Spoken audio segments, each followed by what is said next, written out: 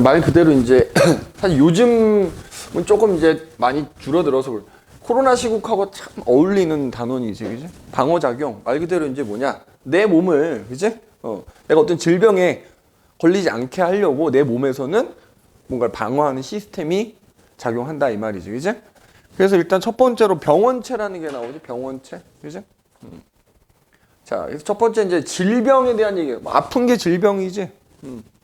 그래서 여기 본 것처럼 감염성 질병이라는 게 있고, 그지? 비감염성 질병이라는 거.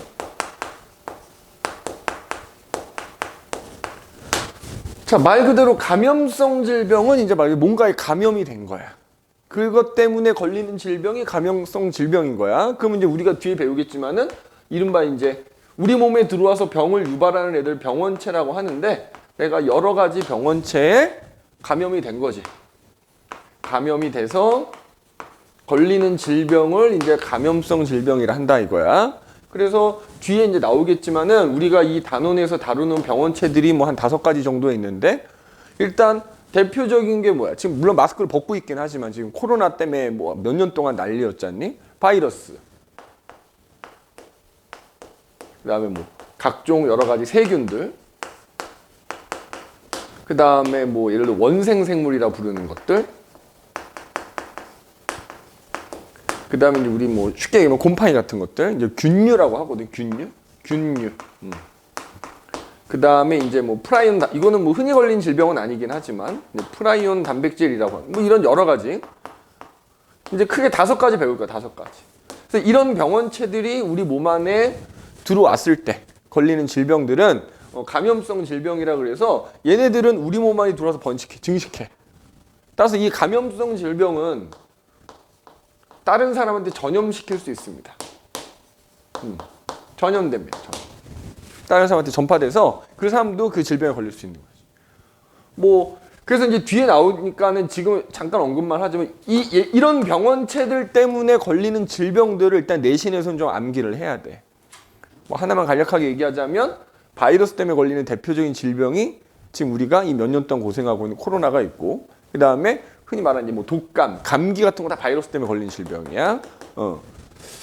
그래서 이제 이런 병원체들에 의해서 걸리는 질병들이 감염성 질병이고 이런 질병들은 내가 감염이 되면 나한테 증상이 또 나타나기도 하지만 다른 사람한테 전염된다라는 거. 그래서 요건 좀 이따 나올 테니까는 이제 그렇게 알아두시면 되고 비감염성은 질병은 뭐 말 그대로 감염되지 않았는데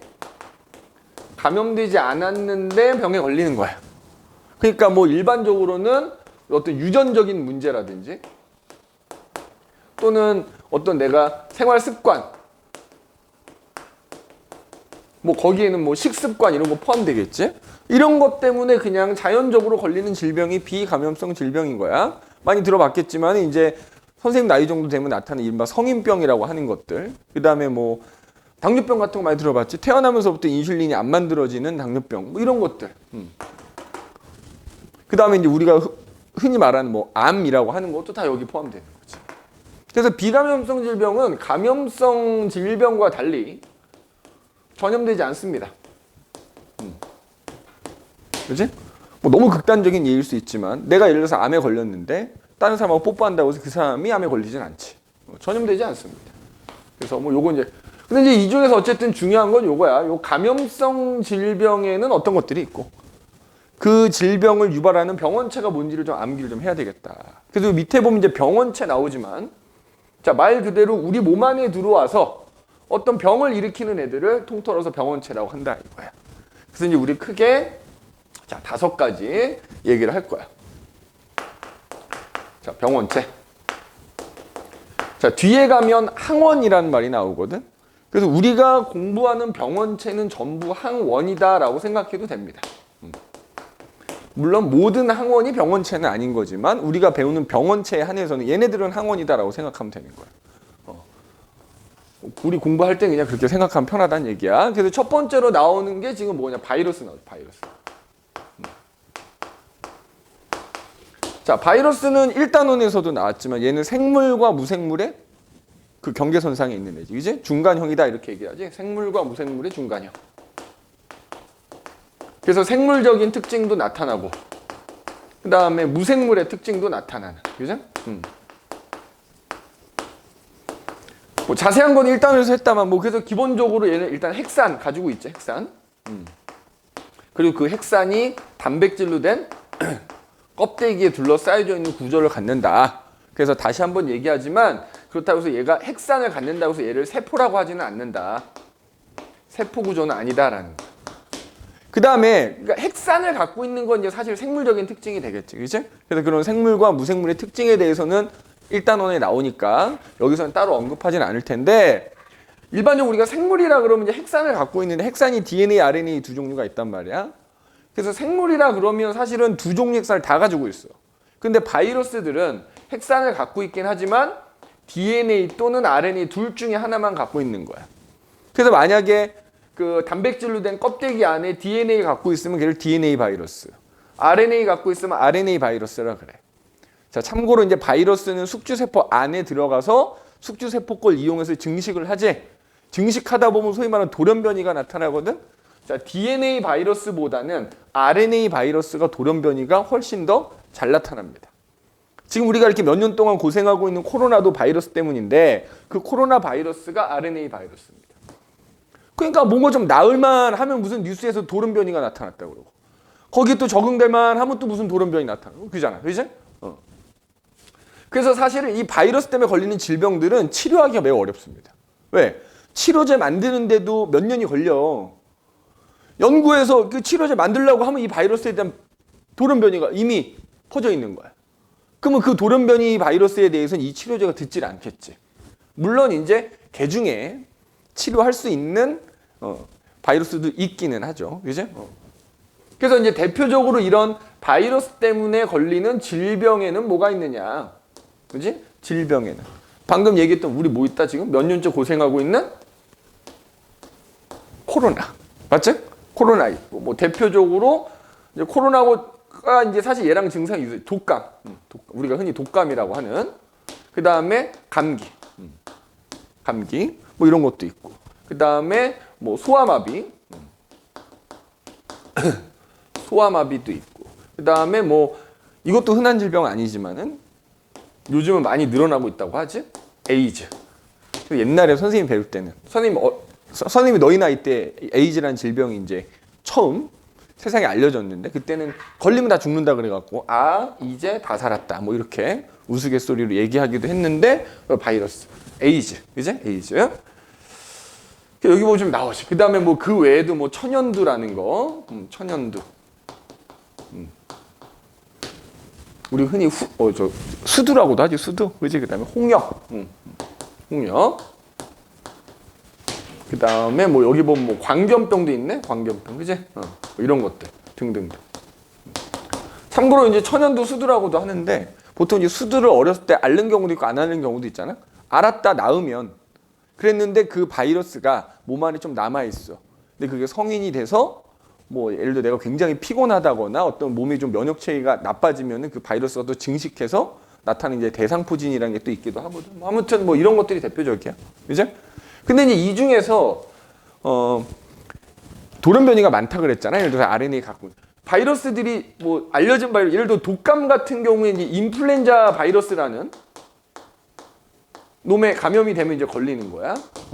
근데 독감과 달리 감기는 우리가 이제 감기라는 건 증상을 말하지. 그러니까 우리가 평생 걸리는 감기는 매번 다른 바이러스에 의해서 걸리는 거야. 그러니까 감기는 사실 치료제가 없어요. 근데 병원 가면 뭐라 그래? 감기약 주잖아. 그 감기약은 치료제가 아니야. 그치? 증상을 완화시켜주는 일종의 진통제인 거지. 그래서 의사 선생님들이 하시는 말씀이 감기는 이 약을 먹어도 일주일 걸리고 낫는데 안 먹어도 일주일 걸린다. 다만 그 일주일 동안에 괴롭기 때문에 약을 먹어서 좀 진통을 가라앉히는 거지. 다만 근데 독감은 바이러스가 정해져 있거든. 그러니까 얘는 치료제가 있지. 특히 왜 요즘에는 뭐 A형 독감, B형 독감 이러잖아. 그래서 특히 A형인가? 걸리면은 3일 뭐 격리해서 타미플루라는 약을 주거든. 그거는 치료제야. 얘는 이 바이러스가 인플루엔자로 정해져 있으니까. 그 다음에 에이즈 같은 경우도 HIV 바이러스 그래갖고 인간 후천성 면역 결핍증이라고도 부르는 건데 이거 정해져 있어. HIV 바이러스. 그지? HIV 바이러스. 근데 이제 에이즈는 아직까지도 치료제가 만들어지지 않았습니다. 거의 완성 단계에 와 있다고 그러긴 하더라고. 근데 아직까지 만들어지진 않았다. 그 다음에 뭐 여기 보면은 코로나도 이제 사실은 찾아보니까 그 뭐 중동 뭐 메르스라고 들어봤니? 메르스? 메르스도 바이러스 때문에 그거의 돌연변이 바이러스라고 하지. 그지? 개로부터 돌연변이 된 바이러스에 의해서 뭐 메르스 뭐 여기 지금 쓰지 않죠. 메르스 같은 것도 있고. 중동 뭐 급성 호흡기 증후군인가 뭐 이렇게 뭐 얘기하는데. 뭐 이런 뭐 이런 것까지는 아니더라도 적어도 뭐 요 정도까지는 좀 암기를 해야 되지 않나. 그지? 코로나는 워낙 뭐 잘 알고 있으니까. 그래서 방금 얘기했듯이 뭐 감기 같은 건 사실 치료제도 없고, 예, 에이즈도 뭐 바이러스가 정해져 있긴 한데 치료제 아직까지 개발되지 않았고 만들기 되게 어렵다. 그러나 어쨌든 이제 이런 건 치료제가 있다 그랬지. 그래서 이거 항바이러스제라고 하거든. 그래서 바이러스 때문에 걸리는 질병들은 뭐 치료가 가능한 경우에 이제 항바이러스제라는 걸로 치료합니다. 항바이러스제. 그러나 치료가 굉장히 어렵다. 치료제 만드는 동안에 돌연변이가 계속 나타날 수 있기 때문에. 그래서 사실은 바이러스성 질병들은 예방이 우선된다. 예방. 그래서 너 어렸을 때 아마 예방주사들 다 맞았어요. 우리가. 소아마비 예방주사 다 맞았을 거야. 태어난 지 얼마 안 되면 맞거든. 그 다음에 뭐 천연두, 홍역 이런 거 다 맞지. 그 다음에 독감 같은 경우도 물론 얘는 치료제가 있으니까 걸리면 치료하면 되지만은 예방주사 1년에 한 번씩 보통 맞으라고 하지. 예. 그래서 바이러스성 질병은 예방을 더 우선한다. 치료제가 있긴 하지만 뭐 그 치료제 종류도 굉장히 적고 만들기도 어렵고 하기 때문에 그래서 일단 요거 외워두시면 되겠다. 그래서 여기 보면 지금 요 인플루엔자 바이러스가 이렇게 생겼다는 거야. 대표. 그래서 여기 보면 인플루엔자 바이러스 뭐야? RNA. 그치? 근데 예전에는 아마 독감이 한 종류만 있었는데 지금은 두 종류가 돼가지고 돌연변이 때문에 그 치료제도 만들어져 있고 그게 이제 아까 얘기했던 타미플루가 되는 거지. 타미플루. 자, 두 번째 병원체로는 세균이 나옵니다. 세균. 자, 세균. 자, 세균은 바이러스와 달리 뭐야? 생물이지, 생물. 여기 지금 그림에도 나와 있지만 얘 단세포 생물이야, 단세포. 자, 단세포 생물도 두 종류거든. 세포니까 당연히 핵산을 가지고 있을 거 아니야? 핵산을 둘러싸고 있는 막이 있냐 없냐? 원핵세포와 진핵세포로 구분하는데 세균은 여기 지금 이걸 봐봐. 그냥 이렇게 전체적으로 하나의 세포 안에 DNA가 그냥 막 풀어져 있는 형태야. 핵이 없는 애입니다. 뭐라고 한다? 원핵이라고 합니다. 원핵. 그래서 세균은 단세포 원핵 생물이고 당연하겠지만 생물입니다. 생물. 그지? 얘 당연히 뭐야? 이런 식으로 얘는 세포다라고 해줘야 돼. 세포 구조를 갖는 거지. 우리가 세포 구조다라고 하려면 반드시 뭐가 있어야 돼? 세포막이 있어야 되고요. 핵산이 있어야 되고요. 리보솜이라는 게 있어요. 이거 다 갖고 있는 거예요. 어쨌든 생물입니다. 생물. 그래서 지금 저기 그림에 나오지만은 세균들도 그 모양이 조금씩 다르기는 해. 예를 들어서 얘처럼, 그지? 얘처럼 이렇게 길다란 막대기 모양을 갖고 있는 세균들 이제 간균이라고 부르거든요. 간균. 자, 그럼 보면 바깥쪽에 이렇게 세포 벽이 있어. 세포 벽. 우리가 보통 나무와 같은 식물들도 세포들이 세포벽이 있잖아요. 근데 그거랑 성분이 좀 달라. 펩티도 글리칸이라는 성분으로 되어 있는 세포벽이 있고 그 안에 세포막이 이렇게 이제 붙어 있고 그 안쪽으로 그지? 이게 DNA가 이렇게 막 풀어져 있는 거야. DNA가 RNA도 이 안에 존재할 거고 그 다음에 리보솜이라는 애들도 이렇게 그 안에 세포질에 이렇게 곳곳에 분포하고 있고 그 다음에 세균 중에 저렇게 움직일 수 있는 애들은 이제 이렇게 움직일 수 있는 어떤 기관에 해당되는 뭐 편모 내지는 선모 이런 것들 가지고 있어. 그지? 이런 구조입니다. 이렇게 막대기 모양으로 생긴 것도 있고 동그란 구의 형태를 띠는 세균도 있고요.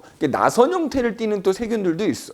그래서 이렇게 길다랗게 막대기 모양은 간균이라고 표현을 하고, 야, 이렇게 동그랗게 생긴 세균들도 있거든. 요런 애들은 이제 공구자를 써서 구균이라고도 표현을 하고요.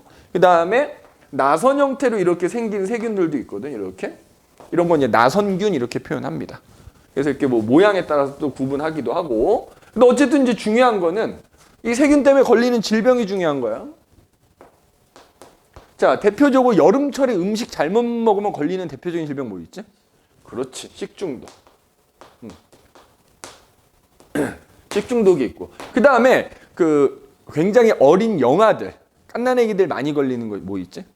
걔네들 감기 걸리면 자칫하면 뭐가 폐렴되거든, 폐렴. 자, 폐렴도 세균 때문에 걸리는 질병입니다. 그지? 폐렴. 그 다음에 우리 이것도 이제 결핵. 그 왜 이제 국어 시간에 배웠는지 모르겠는데 시인 중에 이상이라는 시인 있지 않나? 그 약간 그 일제 강점기 시대를 전후해가지고 유명했던 시인이 있어. 이상이라는. 그분이 대표적으로 이제 내가 알기로는 폐결핵으로 돌아가셨거든. 결핵. 젊은 나이에 결핵. 폐병 걸렸다고 표현하는 게 이제 이거고. 저기 보면 뭐 파상풍. 우리 보통 이제 어떤 이런 뾰족한 쇠 같은 거에 찔려서 상처 났을 때 거기에 세균 감염되면 이제 파상풍 걸린다고 표현하거든. 파상풍 같은 것도 있고. 저기 보면은 자, 중세 시대 때 뭐 거의 유럽 인구의 대부분이 이것 때문에 이제 흑사병. 보통 쥐 때문에 이제 옮겨진다 그러잖아. 흑사병, 그다음에 뭐 탄저병이라는 것도 있고. 그지? 그다음에 뭐 많지 뭐. 저기 보면 임질 매독 이런 건 이제 성병이니까, 그지? 성병이긴 하지만 어쨌든 이런 것도 이제 뭐 저기 세균 때문에 걸리는 질병이다. 그래서 뭐 이런 것들이 이제 대표적으로 세균성 질병이다. 그래서 얘네들은 상대적으로 얘네들도 돌연변이가 없는 건 아니지만 상대적으로 치료제 만들기가 좀 수월한 거지. 그래서 우리가 보통 이제 뭐 식중독에 걸리거나 폐렴에 걸리거나 이렇게 세균에 감염된 보통 염증이라고 표현하거든. 몸에 염증 수치가 뭐 높아진다 막 이런 거 검사하면 이런 거 나온단 말이지. 선생님이 예전에 원인 불명으로 선생님이 계속 열이 난 적이 있었어. 밤만 되면 막 고열에 시달리는 거야. 한 달을 그랬거든. 그래서 선생님이 실제로 종합병원 가가지고 검사를 해봤어. 싹 검사를 했어. 혈액 검사를. 원인은 몰라. 근데 염증 수치가 높게 나타나. 그럼 이거 왜 그러냐 물어봤더니 보통 이런 경우에는 이제 원인 모를 세균에 감염이 돼 있는 거지. 그래서 몸 안에서 염증이 이제 높아진 거야. 그래서 결국에는 한 게 뭐냐? 항생제 먹은 것밖에 없어. 자, 세균성 질병은 바로 항생제라는 걸로 치료를 합니다. 항생제로 치료할 수 있다. 실제로 이런 것들 다 치료할 수 있습니다. 그지? 식중독 걸리면 병원 가면 약 주잖아. 그게 항생제입니다. 물론 이 항생제 자체가 너무 남용하면, 너무 많이 먹게 되면 어떻게 돼? 너 통과 때 배웠지만 얘네들 자체가 돌연변이 생기면서 뭐야? 항생제에 저항하는 세균들이 생겨. 나중에는 아예 항생제로 치료할 수 없는 상태가 될 수 있지.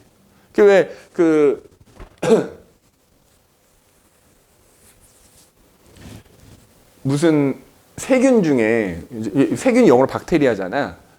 현존하는 어떤 항생제로도 죽일 수 없는 세균이 있지. 슈퍼박테리아라고 표현하지, 그지? 그런 게 이제 점점 많아지는 게 항생제가 너무 이제 많이 어렸을 때부터 많이 쓰기 때문에 이제 그런 게 점점 늘어날 수 있는 거야. 그래서 어쨌든 항생제로 치료한다.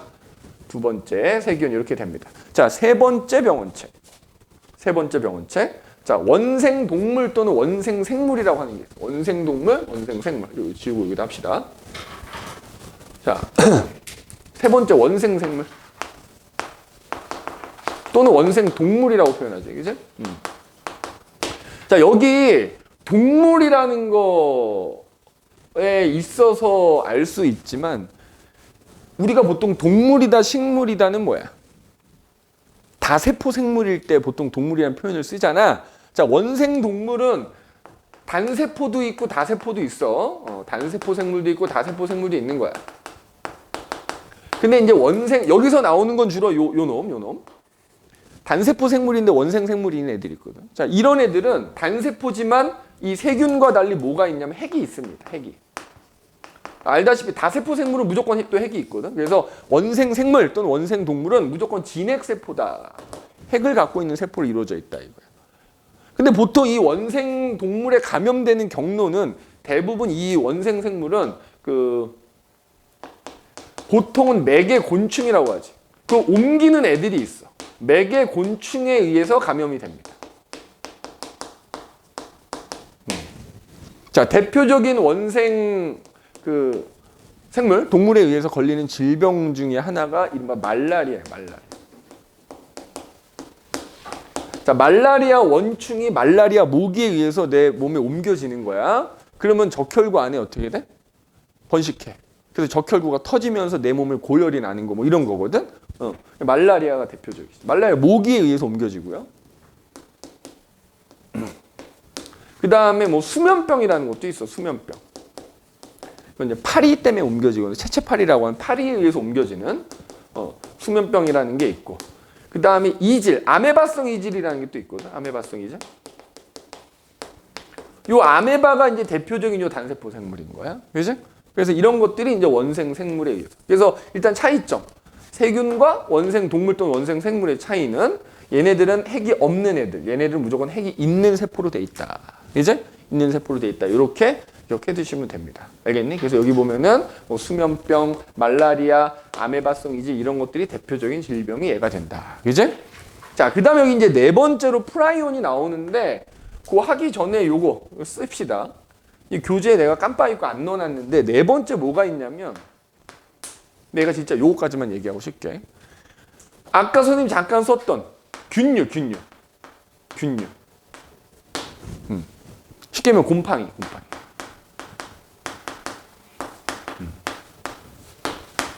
곰팡이. 자, 참고로 이게 나중에 애들이 실수를 많이 해. 왜냐면 곰팡이라고 쓰면 사실 상관이 없는데 자, 균류라고 써놓으니까 이 앞에 균자만 보고 이거 뭐라고 생각한다? 세균이라고 생각하는 거야. 이거 세균 아닙니다. 알겠어? 자, 참고로 세균은 단세포였잖아. 이른바 이 곰팡이와 같은 균류들은 다세포 생물입니다. 다세포 생물이야. 자, 내가 아까도 다세포는 무조건 뭐라고? 진핵세포로 이루어져 있다 그랬지. 다세포 생물이야. 그래서 이제 왜 뭐 정확한 병명은 선생님 생각을 안 난다. 막 폐 곰팡이가 막 피는 경우도 있고. 선생님 어렸을 때만 해도 지금 아이들처럼 영양 상태가 좋지 못한 시절이다 보니까 겨울철만 되면 특히 얼굴에 버짐 핀다고 표현하는 거였어. 버짐. 하얗게 되는 거. 그러니까 요즘 애들 좀 잘 못 먹던 시절이니까 영양이 부족해가지고 여기 버짐. 그것도 곰팡이 때. 얼굴에 곰팡이 핀 거 사실은 쉽게 말하면. 그래서 이 곰팡이 때문에 걸리는 대표적인 거 이게 우리나라 성인 남성이 거의 7, 80%가 가지고 있다 그러지. 무좀이 대표적입니다. 무좀. 그다음에 버짐인가? 이런 것들 대표적이에요. 그래서 왜 무좀을 유발하는 게 무좀 진균 뭐 이렇게 표현하거든. 그래서 그 무좀약 광고 같은 거 보면은 뭐 한 번만 발라주면 무좀 진균을 박멸한다 뭐 이런 막 표현 나오고 그래. 무좀이 대표적으로 이 발가락이나 손가락에 곰팡이 피는 거다. 곰팡이와 같은 이제 균류에 의해서 거기가 매우 간지럽고 진물이 나고 막 이렇게 막 갈라지고 막 이렇게 되는 게 무좀인 거지. 이제 무좀, 버짐 이런 것들이 대표적이다. 이제 핵이 있는 거야. 없는 거지. 다세포는 야 우리 사람과 같은 다세포생은 무조건 핵이 있는 세포로 이루어진 거야. 그러니까 단세포는 원핵도 있고 진핵도 있는 거지만 다세포는 무조건 진핵이야. 알겠지? 그래서 이제 네 번째 병원체 균류까지 한번 얘기를 해봤고요. 자, 그 다음에 우리 교재에서 이제 네 번째로 나오는 다섯 번째 프라이온. 오늘 잠깐 쉬었다가 할게요. 알겠죠? 잠깐 쉬었다가 합시다. 자, 그 다음에 이제 여기 교재로는 4번인데 이제 아까 선생님이 그 곰팡이 얘기를 했기 때문에 5번 프라이온이라는 프라이온. 그죠? 프라이온 단백질. 일단 이것도 실수하는 애들이 있더만. 얘는 써져 있다시피 단백질이잖아. 얘는 생물이 아니야. 얘 무생물이야. 그냥 입자야, 입자. 무생물입니다. 다만 이게 그냥 프라이온 단백질이 문제가 되는 게 아니고 이게 너나 나나 몸속에 다 있어. 근데 문제는 이게 변형된 프라이온이 문제가 되는 거야. 변형된 프라이온. 변형된 프라이온 단백질이 소위 말하는 중추신경계에 이제 쌓여서 문제가 나타나는 거거든. 근데 얘가 특징이 있어. 뭐냐면 단백질이기 때문에 우리 알다시피 원래 열에 약하잖아, 단백질들은. 자, 근데 프라이온 단백질은 가열하거나 끓여도 얘가 파괴되지 않아. 파괴가 안 돼. 뭐라고? pH? 아니, 그러니까 그런 거에 영향을 안 받는다고. 그래서 근데 또 문제는 그런 데다가 이게 옆에 정상적인 프라이온하고 접촉하잖아? 그러니까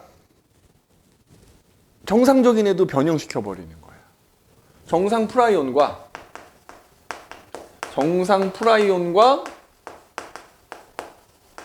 접촉하면 그 정상이었던 놈도 변성을 시켜버려. 변형시켜버려.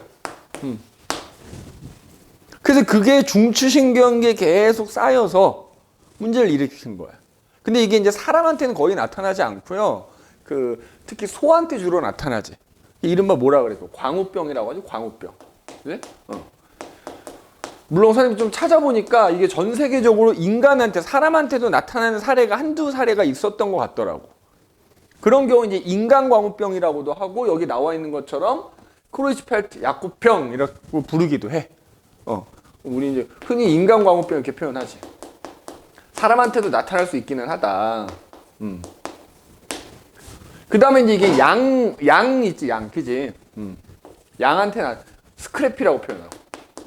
그러니까 비슷해. 그러니까, 뭐, 좀, 혹되게 표현하자면, 뇌의 구멍이 스펀지 마냥 송송송송 나는 거야. 그래서 왜, 예전에 유튜브에 그런 영상 올라온 적 있었거든? 특히 이게 미국, 북미산 소에서 이런 광우병들이 많이 나타났대. 미국산 소에서. 그래서 그 유튜브 영상 옛날 보면 소들이 막 주저앉아.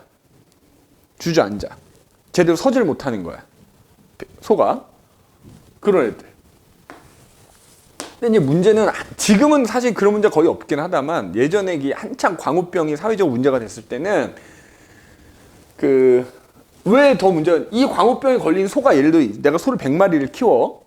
근데 광우병에 걸린 소가 예를 들어 한 마리가 있잖아. 그럼 이 100마리 다 죽여야 되는 거야. 어떻게 될지 모르니까. 그런데 이제 일부 몰지각한 사람들이겠지. 그러니까 특히 미국산 소들은 사료를 먹다 보니까 이 광우병에 걸린 소를 죽여서 그걸 사료를 만든 거야.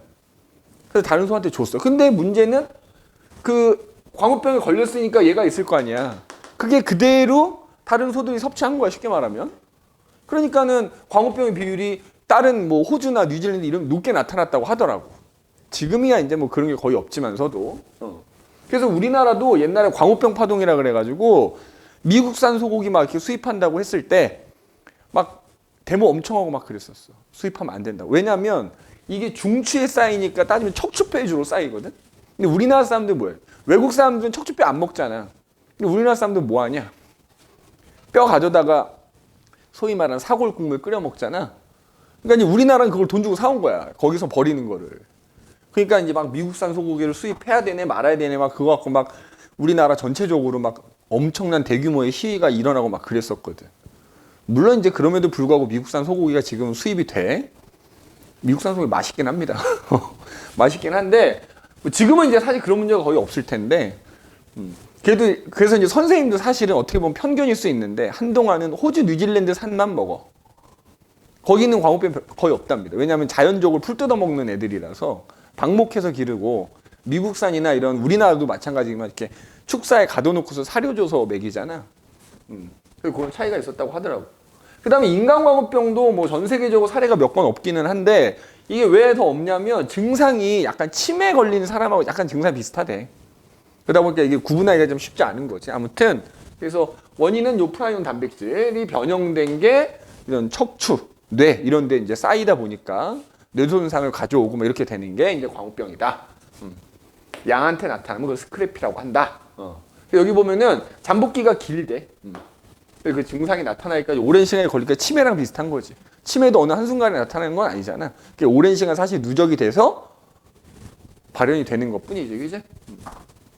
그래서 이렇게 여기 보면 이제 정상적인 단백질하고 반응하면은 걔도 프라이온 형태로 변형시켜 버려가지고 그게 이제 쌓이게 된다. 그래서 특히 우리나라 같은 경우에 많이 문제가 됐던 게 그 광우병에 걸린 소의 뇌나 특히 신경조직, 우리 척추뼈 같은 걸 많이 우리가 먹는 민족이기 때문에 조금 더 예민했지 당시에는. 그래서 아무튼 이런 게 있다라는 거 기억해 두시면 됩니다. 그래서 이제 병원체 5가지 얘기를 한번 해봤고, 그래서 내신에서는 그 병원체에 의해서 어떤 질병이 걸리는지를 좀 암기를 해야 됩니다. 그 병의 증상까지 다 알 필요는 없지만 적어도 어떤 병명이 주어졌을 때 이게 세균 때문인지 바이러스 때문인지 뭐 프라이온 때문인지 곰팡이 때문인지는 구분할 수 있어야 돼. 알겠어?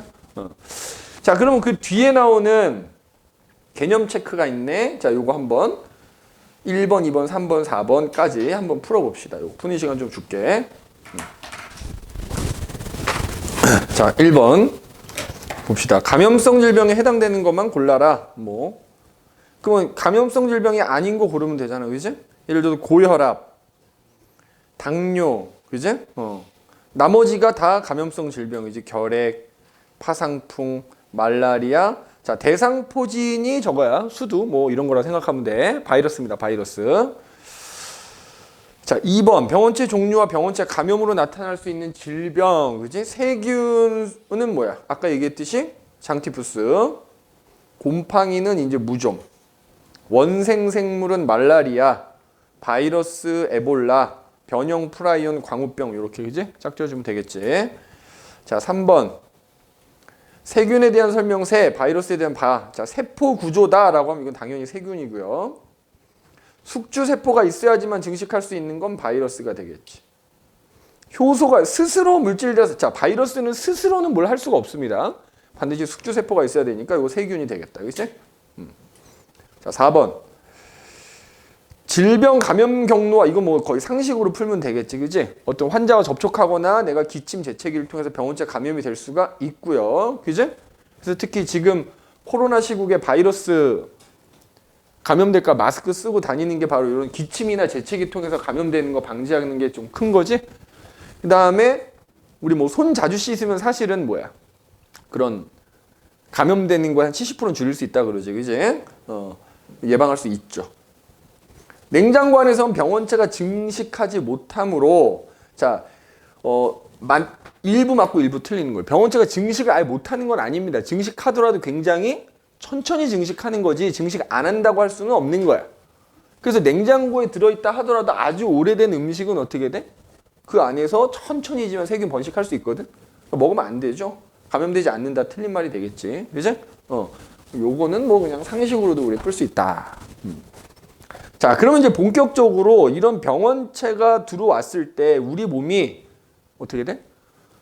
일단 안 걸리게끔 최선을 다해서 뭔가 우리 몸 안에서는 뭔가 작용이 일어난단 말이야. 소위 말하는 방어작용이 일어난단 말이지. 그치? 그럼 그 방어작용에 대한 얘기를 해봅시다. 자, 크게 두 가지거든. 요약하면 이렇게 돼. 우리 몸에 어떤 병원체라든가 어떤 병을 유발하는 게 들어오면 무조건 내가 그 병에 걸리는 건 사실 아니다. 우리 많이 들어봤지만 흔히 말하는 면역체계라는 게 있어가지고 안 걸리게끔 일단 우리 몸 안에서 어떤 여러 가지 작용이 일어나. 물론 이제 그럼에도 불구하고 걸린 경우가 많긴 하지만 무조건 걸리는 건 아니다. 그지? 그러니까 이런 거잖아. 감기 걸리는 사람하고 예를 들어서 가까이 있는다고 해서 어떤 사람은 걸릴 수도 있지만 어떤 사람은 또 안 걸리기도 하잖아. 방어. 자, 크게 해서 두 가지가 있거든. 자, 1차 방어라는 게 있고요. 우리가 이제 배우는 거. 그 다음에 2차 방어라는 게 있어. 그래서 우리 몸 안에서 1차적으로 방어하고 그러면서 2차적으로 또 방어하는 체계가 가동이 되고 있다 이 말이야. 알겠어? 그 이제 뒤에 가면 얘기하겠지만 1차 방어라는 게 일어나야지만 2차 방어가 일어날 수 있습니다. 그러니까 만약에 우리 몸 안에서 1차 방어가 안 일어나면 2차 방어도 안 일어난다 생각하면 돼. 그럼 1차 방어는 뭐냐? 자, 1차 방어는 다른 말로 있잖아. 선천성 면역이다 이렇게 표현하기도 해. 선천성. 그러니까 선천성이라는 말에서 알 수 있듯이 갓난 아기들도 1차 방어는 일어난다는 얘기인 거야. 그러니까 1차적으로 뭐야? 막아주는 거야. 자, 여기 보면 면역이란 말이 나와 있지. 병원체가 들어왔을 때 우리 몸을 어떤 방어하는 작용 체계를 면역 체계다 이렇게 얘기하는데 그래서 1차 방어, 2차 방어 중에서 1차 방어는 선천성 면역이라. 또는 다른 말로 뭐라고 하냐면 비특이적 면역이다 또 이런 표현도 씁니다. 비특이적. 자, 비특이적 면역이란 말은 이제 듣다 보면 무슨 말인지 이해가 되는 거예요. 자, 그럼 1차 방어는 뭐냐? 1차적으로 병원체가 내 몸에 일단 못 들어오게 하는 거예요. 그러니까 여기 보면 물리적 방어라고 돼 있지. 그러니까 우리 뭐 예를 들면 이런 거 있잖아. 우리 몸에 일단 겉부분에는 뭐가 있지? 피부가 있어. 맞지? 그리고 이 내 몸 안에 있는 내장기관들도 보면은 이 겉부분에 있는 피부하고는 다르지만 일단 무슨 벽이 덮여져 있거든. 상피라고 해요. 상피. 피부 조직 또는 상피 조직. 이런 것들이 덮여 있지. 그래서 여기에 상처가 나지 않는 이상은 얘네들이 어떤 장벽의 역할을 해주는 거야. 여기 보면. 방어벽의 역할을 해주는 거지. 장벽 역할을 해주는 거야. 장벽. 장벽의 역할을 해주는 거지. 맞아? 그래서 사실은 우리 요즘은 선생님도 때 밀어본 지 오래되긴 해요. 때를 너무 심하게 미는 건 사실 좋지는 않아. 여기 보면 이런 각질들이 어떤 방어벽의 역할을 해주는 건데 내가 때 밀다고 너무 심하게 밀면 그런 각질들이 다 제거가 되면 오히려 피부가 약해지니까 자칫하면 잘 안 일어날 수도 있는 거야. 그죠? 이런 피부라든가 이런 그 다음에 여기 보면 점막, 여기 내가 말한 상피가 점막이거든. 점막. 그러니까 이런 내장기관들 보면은 안쪽에 벽이 있으면 거기 겉부분이 약간 끈적끈적하게, 그죠? 왜 우리 그런 거 있죠. 여기 보면 뭐 눈, 소화기, 호흡기 같은 데서 피부로 덮여져 있지 않은 인체 부위를 보호하는 게 점막인데 우리 흔히 여기로 얘기하면 가래 뱉어내지. 특히 이렇게 먼지 심한 날 막 돌아다니면 가래 나오잖아. 이 흔히 말하는 기도에 보면 기도 벽 안에 보면 여기 이제 약간 뭐라고 해야 돼? 이렇게 아주 잔털이라고 표현하기에는 선모들이 이렇게 막 나 있고 거기에 끈적끈적한 액체가 이렇게 덮여져 있지. 그래서 만약에 이 기도로 뭐 먼지나 이런 각종 병원체가 들어오면 이 끈적끈적한 점액에 녹아서 내가 그걸 뱉어내는 게 가래야. 그러니까 그런 점막들도 어쨌든 이런 물리적인 방어 역할을 하는 거다 이 말이지. 그렇지? 여기 보면은 그리고 그런 점액 안에는 라이소자임이라는 또 어떤 그 일종의 화학물질이 들어있어. 그래서 이 라이소자임에 의해서 그러니까 뭐 예를 들자면 이런 거잖아. 눈에도 점막이 있어갖고 우리 눈에 먼지 들어가면 뭐 나오지? 눈물 나오지 눈물. 그지? 눈물. 눈물하고 그 다음에 우리 더울 때 땀도 흘리잖아. 그러니까 눈물이나 땀에는 그러니까 봐봐. 땀구멍이 있으니까 사실 거기 구멍 뚫려 있기 때문에 병원체 들어오기 딱 좋은 곳이잖아. 근데 거기서 땀이 나는데 이 안에는 라이소자임이라는 일종의 화학물질이 들어있지. 그래서 얘네들이 그러니까 우리 눈에 먼지 들어가면 눈물이 나는 이유가 그 눈물에 들어있는 라이소자임에 의해서 그 먼지나 이런 데 들어있는 병원체들을 죽이는 역할을 하는 거지. 화학물질. 그러니까 이거는 따지면 이거 자체는 물리적 어떤 방어 역할을 하는 거라면 뭐 거기서 나오는 눈물이나 땀은 결국 라이소자임이라는 어떤 화학물질이 들어있기 때문에 또 화학적 방어를 하는 또 셈이 된다 이거지. 화학적 방어. 화학적 방어라고도 할 수 있는 거야. 그렇죠? 그래서 뭐 라이소자임 같은 거, 그 다음에 이런 피부 조직, 그 다음에 점막. 물론 이제 점막에는 이런 라이소자임이 또 있기도 하고. 그 다음에 이제 1차 방어에서 제일 중요한 게 바로 요거야. 요거. 식세포 방어라고 표현을 하지. 그 다음에 여기 보면 이제 이런 거 있어. 방어물질이 나오기도 한다. 뭐 이렇게 되죠. 방어물질. 그러니까 이거 라이소자임도 어떻게 보면 방어물질 중에 하나고, 뭐 쉽게 보면 인터페론이니 보채 단백질이라고 어떤 면역 물질들이 나와서 어떤 그 세균이나 병원체들을 죽이는데 관여하는 역할도 하기도 하고, 이거 한번 읽어보시면 되겠고요. 그 다음에 이제 제일 중요한 게 바로 요 염증 반응이에요. 염증. 요 염증 반응하고 그 위에 나오는 식세포 방어가 이제 연결돼 있다라고 생각하면 되는데, 자, 요 염증 반응. 요게 제일 중요합니다. 염증 반응. 염증 반응. 자, 여기 이제 그림에 좀 설명이 좀 돼 있는데, 그지? 그림에 설명이 돼 있는데, 자, 내가 상처가 나. 그러니까 피부에 상처가 난 거야. 여기 이제 피부 밑으로 뭐 모세혈관 같은 거 이렇게, 흐르고 있을 거야. 잘 봐. 그럼 내가 얘를 바늘에 찔려가지고 상처가 나면은 그 바늘에도 사실은 여러 가지 세균이나 바이러스 같은 거 묻어 있을 수 있겠지. 그럼 그 상처 부위를 통해 가지고 그런 세균이나 바이러스 같은 병원체들이 이 피부 안쪽으로 들어오려고 한단 말이야. 그럼 잘 봐야 돼. 그러면 이 피부 혹은 점막하고 모세혈관 사이에는 비만세포라는 세포가 있어. 비만세포. 자, 요 비만세포는 뒤에 가서 또 정리하겠지만 백혈구의 일종인데, 자, 비만세포라는 애가 자, 어떤 화학물질을 가지고 있거든. 화학물질을.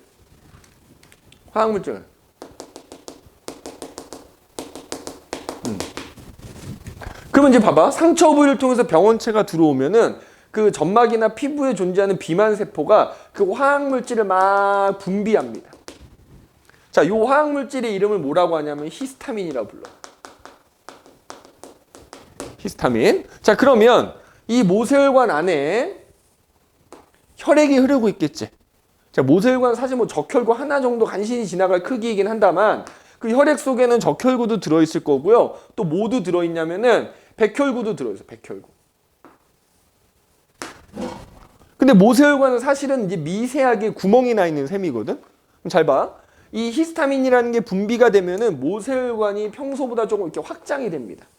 확장이 돼. 좀 확장이 돼 이렇게. 확장이 돼. 확장이 되면은 어떻게 되겠어? 그 구멍이 좀 넓어지겠지? 그러니까 그 구멍으로 이렇게 백혈구가 이렇게 빠져나와.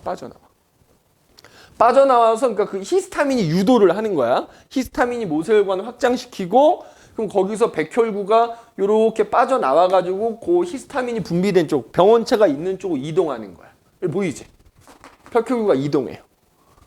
그 다음에 이제 뭐 백혈구가 종류가 되게 많은데 뭐 요거 이제 백혈구. 그 다음에 뭐 이것도 백혈구의 일종인데 대식세포라는 애가 또 있어. 대식세포. 대식세포라는 애가 있거든. 대식세포.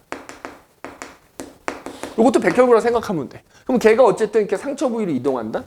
이동해갖고 어떻게 하느냐? 그 상처 부위로 들어온 세균이나 바이러스를 이 대식세포 백혈구들이 그거를 먹어. 먹어서 분해를 해버려. 분해를 해버리는 거야.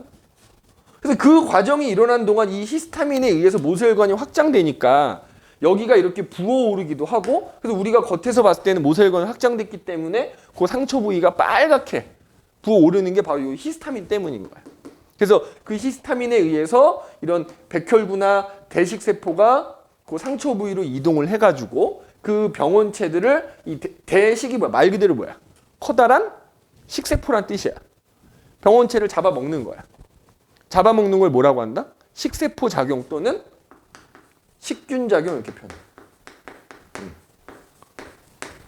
또는 우리 책에는 지금 식세포 작용이라고 돼 있지. 식세포 작용.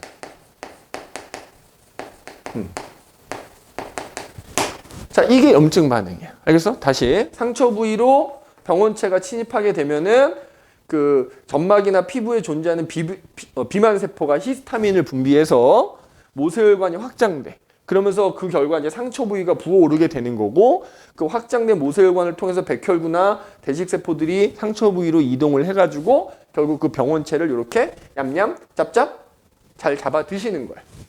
이게 식세포 작용이라고. 그래서 이 전체 과정을 염증 반응이라고 표현하는 거야. 염증 반응. 그러니까 이때 자, 이 식세포 작용을 할 때 말이야. 생각을 해봐. 얘가 이 병원체를 가리겠냐? 뭐 세균이면 잡아먹고 바이러스면 안 이거 아니겠지. 병원체가 세균이건 바이러스건 뭐 곰팡이건 뭐건 간에 무조건 얘가 식세포 작용을 하거든. 그러니까 아까 이것도 이제 1차 방어라 그랬잖아. 이게 비특이적 면역이라 특이하지 않다 이거야. 병원체 종류를 가리지 않고 잡아 드세요. 그래서 이 1차 방어를 비특이적 방어 또는 비특이적 면역이라고 표현하는 거야. 알겠어? 그러니까 요거 염증 반응이라고 합니다. 물론 이제 뒤에 가면 선생님이 알레르기 얘기할 텐데 보통 일반적인 염증 반응은 상처가 나야 상처 부위가 부어오르고 이렇게 모세혈관 확장되는 건데 상처가 나지 않았는데도 마치 상처 난 거 마냥 히스타민이 분비가 돼. 그래서 부어올라. 그게 알레르기야. 그건 이제 뒤에 가서 따로 얘기할 거야. 그래서 아무튼 요 1차 방어 중에서는 요 염증 반응이라고 하는 게 굉장히 중요하다. 근데 이제 뒤에 나오겠지만은 이 식세포 작용이 중요해. 이 대식세포 백혈구가 이 병원체를 잡아먹으면서 그냥 잡아먹지 않고요. 나 이런 놈 잡아먹었다라고 그걸 조각을 내가지고 지들 몸에 이렇게 붙여. 표면에. 자, 요걸 뭐라고 하냐면 항원 제시라고 얘기를 하거든. 이거 뒤에 가면 얘기할 건데 먹으면서 항원을 제시하는 거야. 나 이런 애를 잡아먹었다. 그러면 아까 선생님이 얘기했지. 1차 방어가 일어나야 뭐가 일어날 수 있다고? 2차 방어가 일어날 수 있는 거거든. 아까 1차 방어가 일어나야 2차 방어가 일어날 수 있다라고 얘기해봐. 요거 때문인 거야. 얘가 어떤 놈을 어떤 놈이 들어왔다라고 알려주는 거거든. 그게 있어야 2차 방어가 일어날 수 있어. 아무튼 이 염증 반응이 1차 방어에서 제일 중요한 부분이다.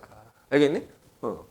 자, 그러면 이럼에도 불구하고 어쨌든 이제 병원체들이 우리 몸에 깊숙한 곳까지 침투한다. 그러면 아까 얘기했듯이 뭐야? 그러니까 1차 방어가 일어나면서 여기 언급되지 않은 2차 방어도 이제 동시에 일어나게 되는 거지. 그지?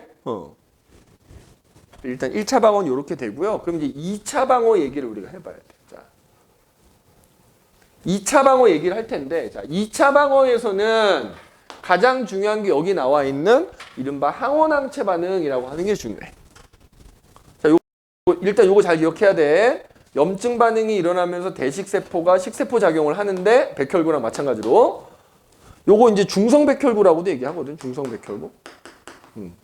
얘네들이 식세포 작용을 하면서 소위 말하는 항원제시라는 걸 하게 되면 2차 방어가 이제 일어나게 되는 거다.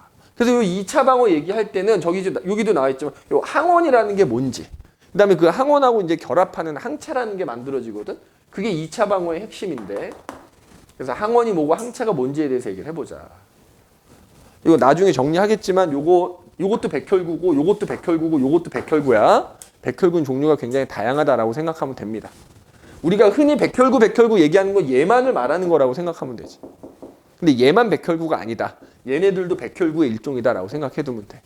자, 그러면 이제 2차 방어에서 핵심이 되는, 자, 항원항체 반응이라는 거 나오는데, 방금 얘기했듯이, 자, 이거 항원이 뭐냐 이거야. 항원.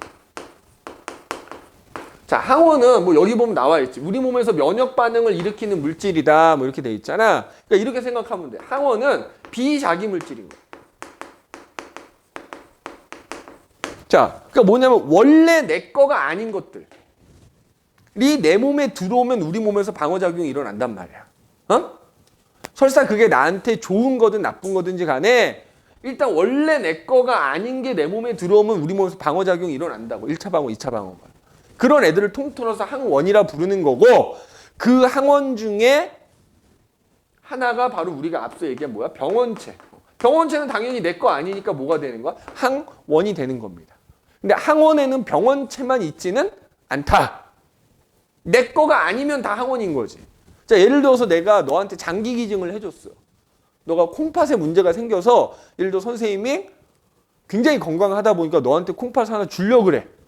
그런데 실제로 장기 이식 받는 분들 보면 있잖아. 병원에 검사를 하지. 이른바 몰래 조직 검사라는 걸 합니다.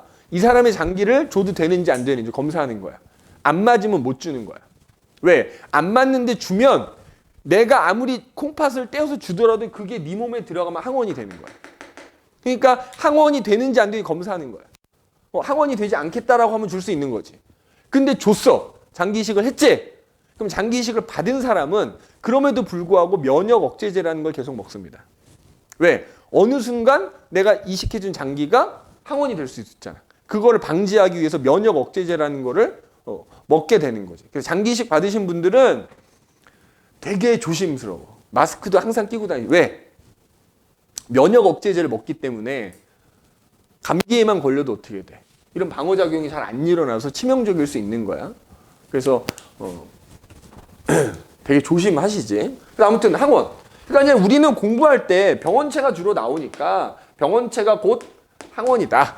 그런데 항원에는 병원체만 있는 건 아니다라는 거 이렇게 기억하면 되겠어. 그러면 이 병원체가 내 건 뭐가든 이런 항원이 우리 몸 안에 들어오면은 우리 몸 안에서는 그 항원을 없애기 위해서 항체라는 게 만들어집니다. 항체. 항체라는 게 만들어져. 자, 항체는 그 주성분이 단백질이야.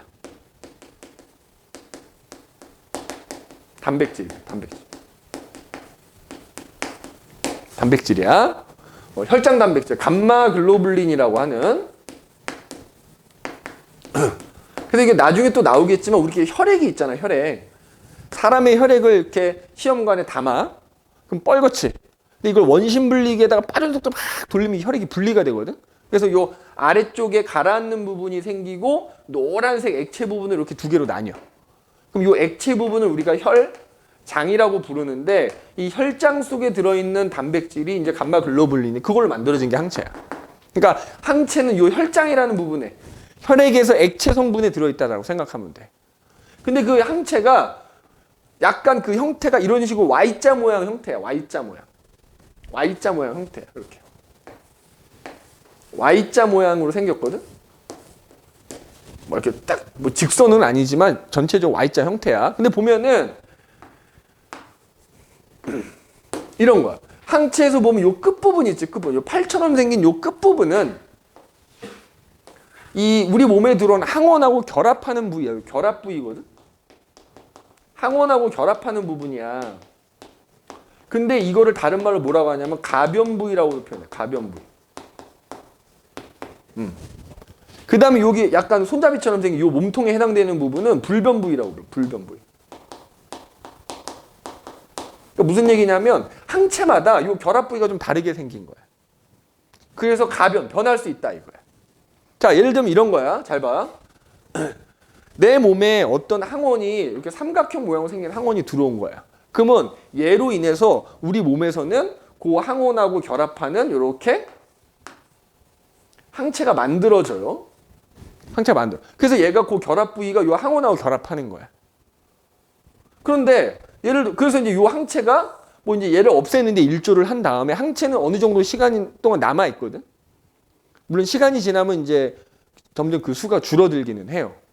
없어지는데 이 항체가 만들어졌는데 예를 들어서 요런 항원이 또 들어온 거야. 그러니까 종류가 다른 항원이 들어온 거지. 그러면 이제 얘를 없애려면 소위 말하는 얘처럼 항체랑 결합을 해야 되는데 그럼 기존에 있던 요 항체가 얘랑 결합할 수 있겠니?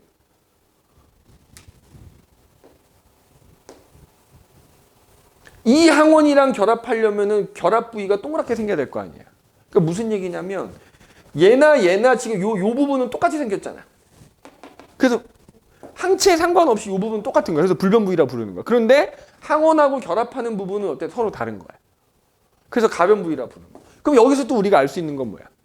우리 몸 안에 항원이 들어오면 항체가 만들어지는데 그 항체는 항원에 의해서 항체가 만들어지는 거잖아. 그 항체는 그 항체를 만들어지게 한 항원하고만 결합할 수 있는 거야. 이 항체는 얘랑 결합 못하지. 이 항체는 얘랑 결합 못하는 거야. 자, 이걸 뭐라고 하느냐? 항원 항체 반응의 특이성이라고 불러.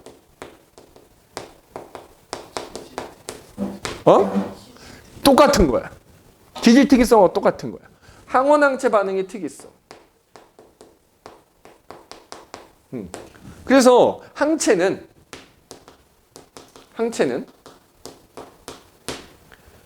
그 항체를 만들어지게 한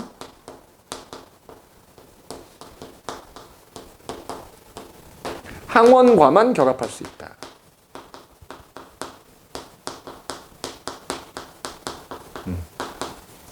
이거를 항원항체 반응의 특이성이라 부르는 거예요. 그러니까 결론적으로 얘기하자면 우리 몸 안에서는 굉장히 다양한 항체가 만들어진다는 거지. 병원체마다 항체가 만들어지는 거야. 병원체마다. 그지? 병원체마다. 이 항원항체 반응의 특이성이 2차 방어의 핵심인 거야.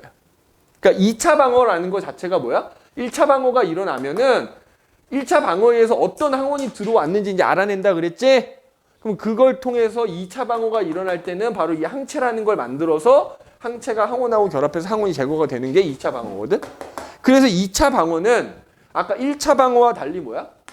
후천성 면역이라고 해요. 왜 후천성이야? 갓난아기들이 태어날 때 이 항체를 갖고 태어나지 않지. 태어난 이후에 뭐야? 온갖 병원체들이 노출이 되면서 걔네들 몸 안에서 이런 항체가 만들어지게 되는 거야. 그러니까 갓난아기들이 보면 열이 많이 나지. 엄마 뱃속에 있을 때는 상관이 없지. 근데 엄마 배 밖으로 나오면 이제 어떻게 돼? 여러 가지 병원체에 접하게 되겠지. 그럼 그 병원체들이 갓난아기 몸속에 들어가면서 갓난아기들이 몸 안에서 여러 가지 항체들이 이제 만들어지기 시작하는 거지. 그 동안에 이제 아이들이 자주 아픈 거야. 그래서 후천성 면역이라고 그래. 태어난 이후에 만들어지니까 항체라는 건. 그리고 여기 얘기했듯이 뭐야? 1차 방어는 아까 이제 세균이건 바이러스건 상관없이 식세포 작용이 일어나잖아. 근데 얘네들은 어때? 그 항원에 맞는 항체가 만들어져서 항원이 제거가 되기 때문에 얘는 특이적 방어, 특이적 면역 이렇게 돼요. 알겠니? 특이적 면역 또는 특이적 방어 이렇게 얘기합니다. 그래서 이제 그러면 이제 항원하고 항체가 결합을 하잖아. 그럼 여기서 우리가 주의해야 될 게 있어. 이제 자 여기 보면 이제 요거지. 항원하고 항체가 결합해서 이 항체가 항원을 죽이는 게 아니야. 여기 이제 나와 있다시피 항원하고 항체가 결합을 하면 그것 때문에 이 항원들이 무력화되는 거야. 이런 식으로 뭐야? 중성화를 시키든지 아니면은 그렇게 항원들이 항체랑 결합이 돼서 항원들이 이렇게 뭉쳐져서 응집이 되든지 아니면 혈액 속에 가라앉든지 그래서 이 항원들이 무기력해지면 무력화가 되면 그거를 누가 와서 여기 봐봐.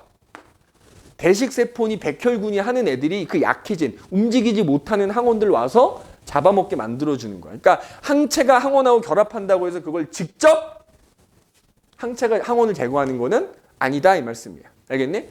얘네들로 인해서 항원이 무력화되면 그거를 이제 백혈구들이 와서 먹어서 식세포 작용을 통해서 제거를 한다 이 말입니다. 알겠니?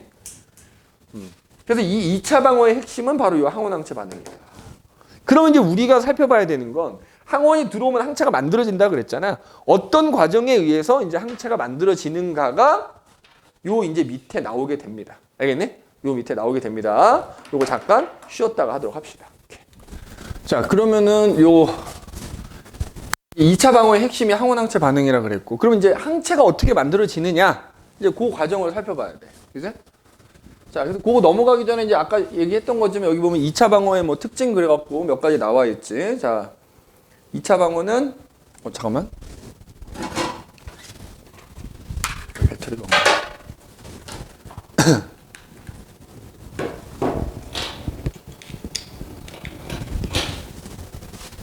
자, 자기물질과 비자기물질 구별한다는 거. 그러니까 항원인 것과 항원 아닌 거 이제 구분이 된다는 얘기지. 그리고 아까도 얘기했지. 항원을 인식하게 되면 이제 그거에 맞는 항체를 만들어내게 된다. 그래서 뭐 항원도 종류가 여러 가지, 병원체도 종류가 여러 가지가 있기 때문에 다양한 항체가 만들어져서 다양한 질병 원인 물질에 작용을 한다. 그리고 좀 이따 나오겠지만은 한번 병원체가 들어오면 그거에 대한 정보를 기억하고 있는 거야. 그래서 다음번에 걔가 또 들어왔을 때는 좀 더 효율적으로 빠르게 항체를 만들어낸다. 뭐 이런 문제. 그래서 이제 중요한 건 이제 그 과정이 중요해. 자, 그 2차 방어 이제 항체가 만들어지는 과정을 또 우리가 이해하려면 첫 번째 림프구라는 게 있어요. 림프구. 아까 이제 백혈구가 종류가 많다 그랬잖아. 자.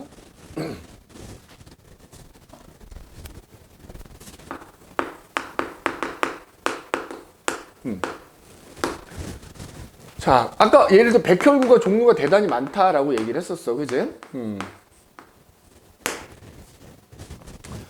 그래서 지금 우리 공부할 때 나오는 거 아까 그냥 일반적으로 중성백혈구라는 것도 있고요. 우리가 일반적으로 백혈구 그럼 이제 얘를 말하는 거고, 그 다음에 아까 뭐 비만세포라는 것도 이제 백혈구의 일종이다. 이렇게 보시면 되겠고, 그 다음에 뭐 얘랑 사실 비슷한 거긴 한데 이제 대식세포라고 해서 나오는 것도 있고, 그 다음에 이제 지금 저기 나오는 림프구라는 게 있어. 림프구. 요 얘기를 하자고. 림프구라는 것도 백혈구의 일종이다. 이렇게 생각하면 돼. 자, 얘네들은 다 어디서 만들어져? 다 골수에서 만들어집니다. 뭐 림프구, 대식세포 얘네 다 어디서 만들어져? 골수에서 만들어져. 골수. 골수에서 생성돼. 림프구도 마찬가지. 림프구도 골수에서 만들어져. 그런데 이 림프구가 두 종류야. T 림프구라는 게 있고, 저기 나와 있는 것처럼 B 림프구라는 게 있어. 자, 이거는 T와 B의 차이만 이해하면 돼. 자, 만들어지는 건 무조건 골수에서 만들어지는데 T 림프구는 T, 사이머스, 가슴샘이라는, 그러니까 성숙하는 장소가 다른 거야. T 림프구는 가슴샘이라는 곳에서 성숙합니다. 가슴샘에서 성숙해. B 림프구의 B는 본이야, 본. 본이 뭐야? 골수야, 골수. 그러니까 B 림프구는 골수에서 만들어지고 골수에서 성숙하는 애야. 그래서 B 림프구야. 얘는 골수에서 성숙합니다. 자, 그런데 T 림프구는 또 두 가지로 나뉘어. 자, 세포 독성 T 림프구라는 게 있고요. 혹은 뭐 T 세포라고 나오기도 해. T 림프구. 세포 독성 T 림프구가 있고 보조 T 림프구가 있어. 자, 뭐 둘 다 기억해야 되긴 하지만 반드시 얘는 꼭 기억하고 있어야 돼. 얘가 이제 사실 핵심이 되는 애기 때문에, 그지? 얘 반드시 기억하고 있어야 돼. 그래서 림프구라고 하는 것도 어쨌든 백혈구의 일종이고, 하여튼 여기 적혀 있는 얘네들은 전부 골수에서 만들어진다. 다만 이제 림프의 경우 만들어지는 건 골수에서 만들어지는데 어디서 성숙하느냐에 따라서 T 림프와 B 림프구는 나뉘어진다. 그래서 또 T 림프구는 두 종류가 있다. 그지? 그러면 이제 우리 어쨌든 2차 방어의 핵심은 이제 항체가 만들어져야 되잖아. 항체가 어떻게 만들어지느냐, 그 과정을 이제 볼 텐데. 자, 여기 보면, 자, 잘 봐. 아까 1차 방어 염증 반응에서도 얘기했다면 일단 병원체가 들어오면, 그지? 병원체가 들어오게 되면은, 여기다 그릴게. 병원체가 들어오게 되면은, 뭐 여기 나와 있는 대식세포니 뭐 이런 일반적인 백혈군이 하는 애들이 그걸 잡아먹어. 잡아먹습니다. 자, 무슨 작용? 잡아먹는 걸 무슨 작용? 균 작용 또는 식세포 작용. 오케이? 식균 작용. 식균 작용. 그러면서 그냥 단순히 먹는 게 아니라 먹어서 이제 뭐 표현하자면 소화시키는 거지. 분해해서 없애버리는 건데, 그때 내가 먹은 이 병원체가 어떤 병원체인지 어떤 항원인지를 얘네들을 조각을 내갖고 표면에 이렇게 붙여. 자, 이걸 뭐라고 하냐면 항원 제시라고 불러. 항원 제시. 자, 여기까지는 아까 이제 1차 방어야. 그러면 자, 어떤 항원인지를 조각을 해서 붙였잖아. 그러면 그거를 누가? 바로 요 보조 T 림프구가 항체처럼 얘가 결합 부위를 가지고 있거든. 걔가 여기 이렇게 와가지고 요 조각 낸 거에 결합을 합니다. 이렇게 보조 T 림프구가. 그래서 얘 결합하면 이제 이 항원이 어떤 항원인지를 얘가 인식하는 거야. 요걸 뭐라고 한다? 항원 인식. 이렇게 항원을 인식하는. 얘가 항원을 인식해. 항원 인식합니다. 그래, 항원을 인식해서 이제 어떤 항원인지 알아냈잖아. 자, 얘가 B림프구 있지, B림프구. B림프구를, 그럼 이제 얘가 항원을 인식하게 되면은 걔가 B림프구를 활성화를 시켜.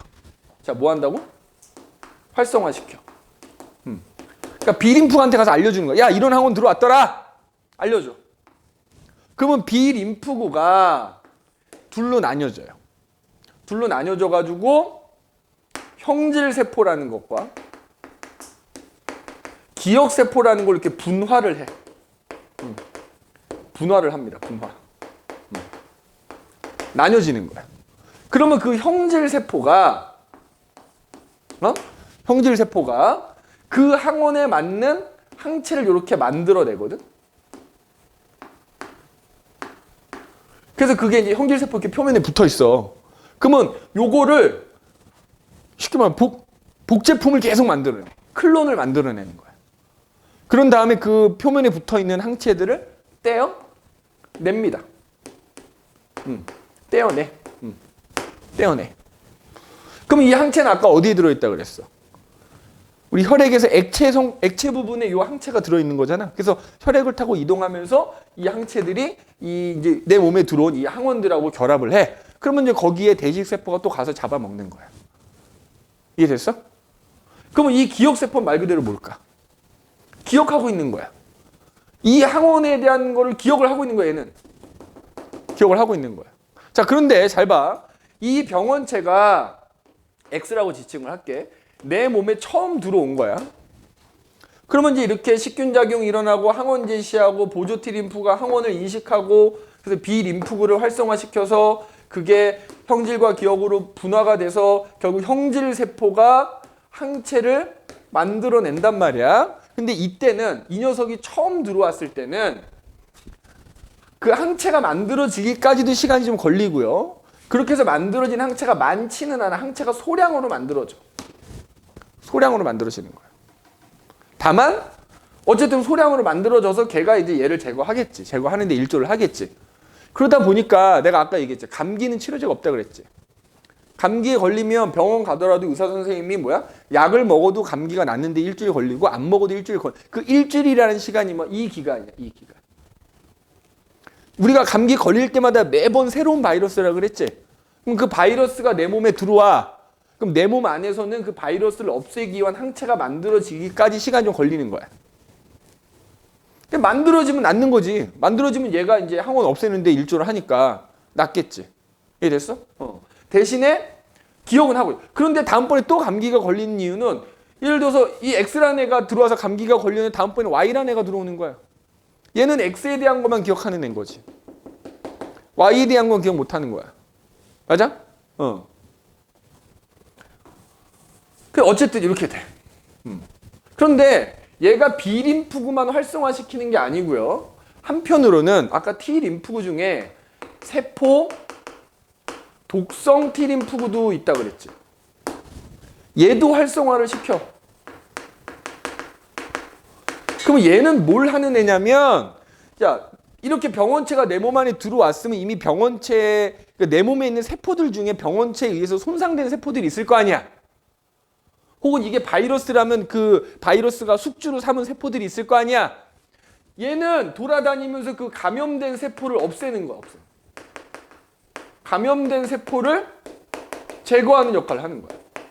얘는 항체를 만들어서 항원을 없애는 데 일조한다면 얘는 그 항원에 이미 감염되어 있는 내 몸에 있는 세포를 없애는 거야. 왜? 그걸 냅두면 옆에 있는 또 다른 정상적인 세포들도 감염이 되니까. 이해됐어? 두 가지 과정으로 일어나는 거야. 그럼 요 밑에 과정을 이게 전체가 2차 방어야. 에서도 요 밑에 과정, 항체가 만들어져서 항원이 없애지는 과정은 이 항체는 아까 어디에 들어있다고? 혈액에서 액체 부분에 들어있다 그랬지? 그래서 요 밑에 과정을 체액성 면역이라고 표현해. 체액성 면역. 그 다음에 위에 과정은 뭐야? 직접적으로 감염된 세포를 없애는 거죠. 요거는 세포성 면역이라고 표현해. 세포성 면역이라고 합니다. 알겠니?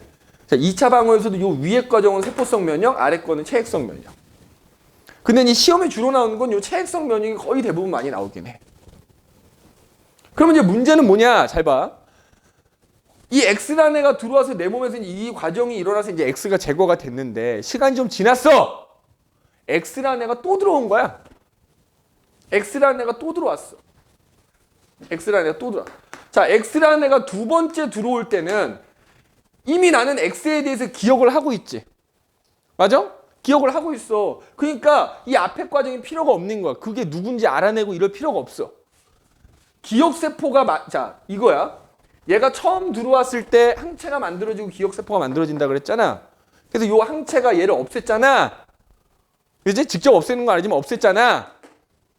시간이 지나면 얘는 없어지거든. 근데 기억세포는 수명이 좀 길어. 그래서 오랜 기간 남아있어. 우리 몸 안에. 근데 남아있을 때 X라는 애가 또 들어오게 되면 얘가 곧바로 얘랑 반응하는 거야. 그러면 기억세포가 곧바로 뭐와 뭘로 나뉘어? 형질세포와 기억세포 또 나뉘어지는 거야. 이렇게.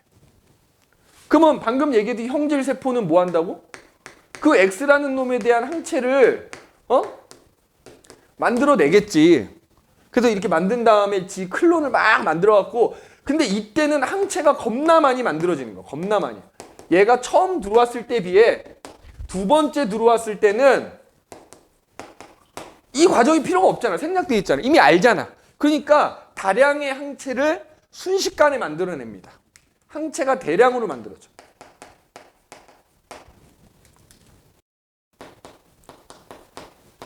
신속하게 만들어. 그러니까 우리 입장에서는 야, 실제로 얘가 들어왔을 수도 있어. 근데 워낙에 이 과정이 짧은 시간 안에 항체가 많이 만들어져서 순식간에 항원을 없애버리기 때문에 우리 입장에서는 들어왔는지도 모르는 거야. 증상도 나타나지 않고. 알겠니? 그러면 자, 이 전체가 2차 방어라 그랬잖아. 잘 봐. 2차 방어에서도 어떤 병원체가 내 몸에 처음 들어왔을 때 일어나는 거는 1차 면역이라고 표현하고요. 똑같은 애가 두 번째 들어왔을 때 내 몸에 남아있는 기억세포에 의해서 다시 형질세포와 기억세포로 나뉘고 그래서 짧은 시간에 항체가 대량으로 만들어져서 그 항원이 없애지는 건 2차 면역이라 그래. 알겠니? 그러면 자 이게 2차 방어작용의 전 과정이라고 생각하면 돼. 그럼 이거를 그래프로 그려볼게. 자, 자 여기가 시간이야. 잘 봐. 그 다음에 이 세로축이 내 몸속의 항체 농도야. 잘 봐. 이 그림 잘 봐. 처음에 X라는 애가 내 몸에 이때 들어왔어. 1차로. 맞아? 그러면은 그 얘가 들어왔을 때 내 몸속에 있는 항체 농도를 따져보는 거야. 자, 이 기간이 필요하다 그랬지. 그때까지는 내 몸속에 항체가 거의 아직은 존재하지 않지. 그러다가 이제 얘가 비로소 항체를 조금 만들어내. 항체 농도가 조금 올라가는 거야. 맞지? 그래서 그 항체에 의해서 항원이 제거가 되면 시간이 지나면 그 항체는 다시 없어져. 없어진단 말이야. 그죠? 없어져. 그랬는데 없어졌는데 근데 기억세포는 아직 남아있는 거야. 그때 X라는 애가 또 들어온 거지. 그럼 어떻게 된다? 이 과정 필요 없다. 곧바로 어떻게 된다? 항체가 확 생겨버린다. 그래서 그 항원을 순식간에 제거를 한다. 그리고 시간이 지나면 그 항체는 다시 또 줄어드는 거죠. 이렇게. 그지? 그래서 어떤 병원체가 내 몸에 그러면 요때 내 몸에 처음 들어와서 항체가 조금 생겨서 요때까지는 뭐라 부른다고? 요때까지는 1차 면역이라 부른다. 1차 면역.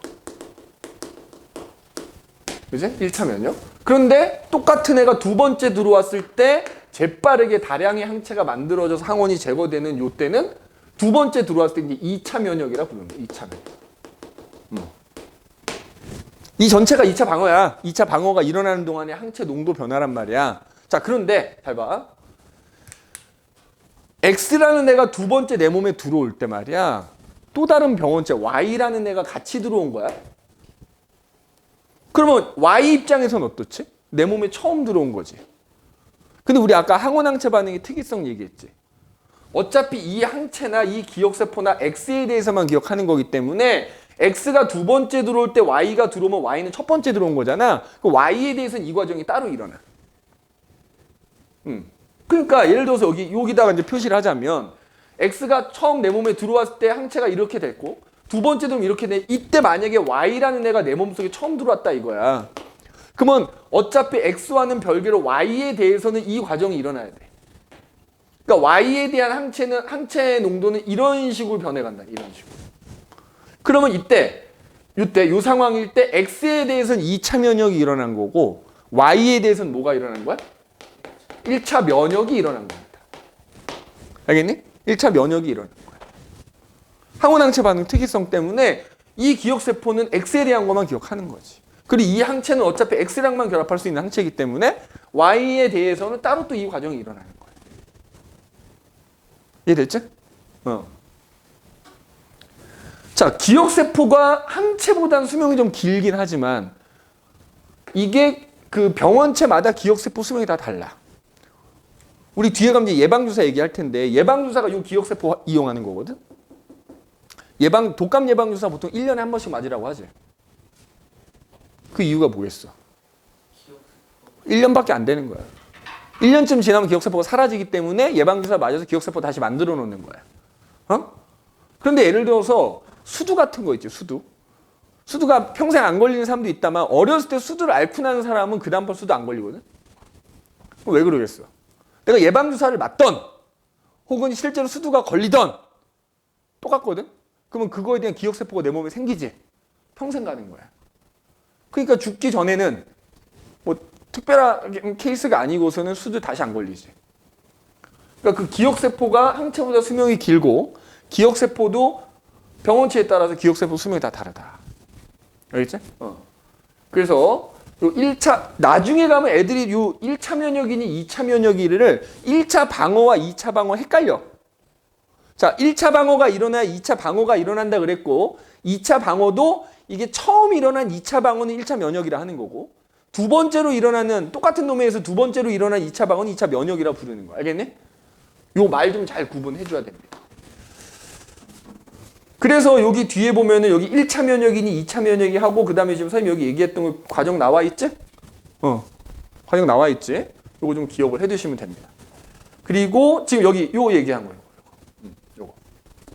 그래서 그 병원체들이 내 몸에 처음 들어왔을 때와 똑같은 애가 두 번 들어왔을 때 내 몸속의 항체 농도 변화가 이런 식으로 일어난다라는 거 지금 선생님이 이 그래프 얘기한 거고요. 자, 그럼 여기 밑에 나온 뭐 예제 문제 하나 같이 풀어봅시다. 자, 항원 X를 1, 2차에 걸쳐서 같은 양으로 G한테 주입을 했더니 G 몸속의 항체 농도가 이렇게 됐대. 자, 이걸 보고 옳은 걸 고르랍니다. 자, 구간 1에서 항원이 처음 들어오건 두 번째 들어오건 무조건 우리 몸에서 2차 방언이 일어나는 거야. 그러면 기억. 구간 1에서는 2차 방언이 당연히 맞는 얘기죠. 맞아? 그 다음에 자, 항체를 생성하는 형질세포. 자, 아까 얘기해서 봐봐. 형질세포가 항체를 만든 다음에 그거에 대한 복제, 클론을 만든단 말이야. 그러니까 형질세포 수가 많으면 그만큼 항체 수도 많다는 얘기야. 그러면 항체를 생성하는 형질세포의 수는 결국 항체 농도에 비례하니까 봐봐. 야, 14일일 때는 항체가 농도가 이만큼이고 42일째는 어때? 이만큼 아니냐? 42일째가 항체가 더 많거든. 그럼 42일째가 형질세포가 더 많은 거야. 그럼 니은 맞는 말이 되는 거지. 자, 49일이 지나고 항체 농도가 감소한, 자, 이거 별개야. 야, 항체 농도가 감소하는 건 그냥 항체가 사라지는 거지. 그거와 별개로 기억세포는 수명이 훨씬 길다 그랬지? 수명의 개념으로 접근하시면 됩니다. 그러니까 항체 농도가 줄어드는 게 기억세포가 줄어서 아니다 이 말이지. 형질세포가 줄어드는 거지. 그래도 이거 틀렸다. 3번 골라주면 되겠다. 그러면 이제 요 내용을 토대로 이제 우리가 좀 살펴볼 게 몇 가지가 있지, 이제? 자, 면역 관련 질병 나오고, 그 다음에 요 2차 방어작용과 관련해가지고 이제 예방주사 얘기 나오고 할 거야. 자, 그 다음에 이제 나오는 게 뭐냐? 면역 관련 질병 이렇게 나오지. 면역 관련 질병. 자, 말 그대로 이 우리 면역 체계하고 관련된 어떤 질병들이 있지. 이제 면역 관련 질병.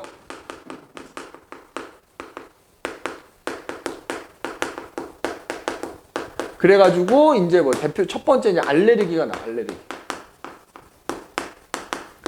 자, 알레르기는 아까 얘기했던 1차 방어에서 염증 반응하고 굉장히 깊은 관련이 있어. 잘 봐.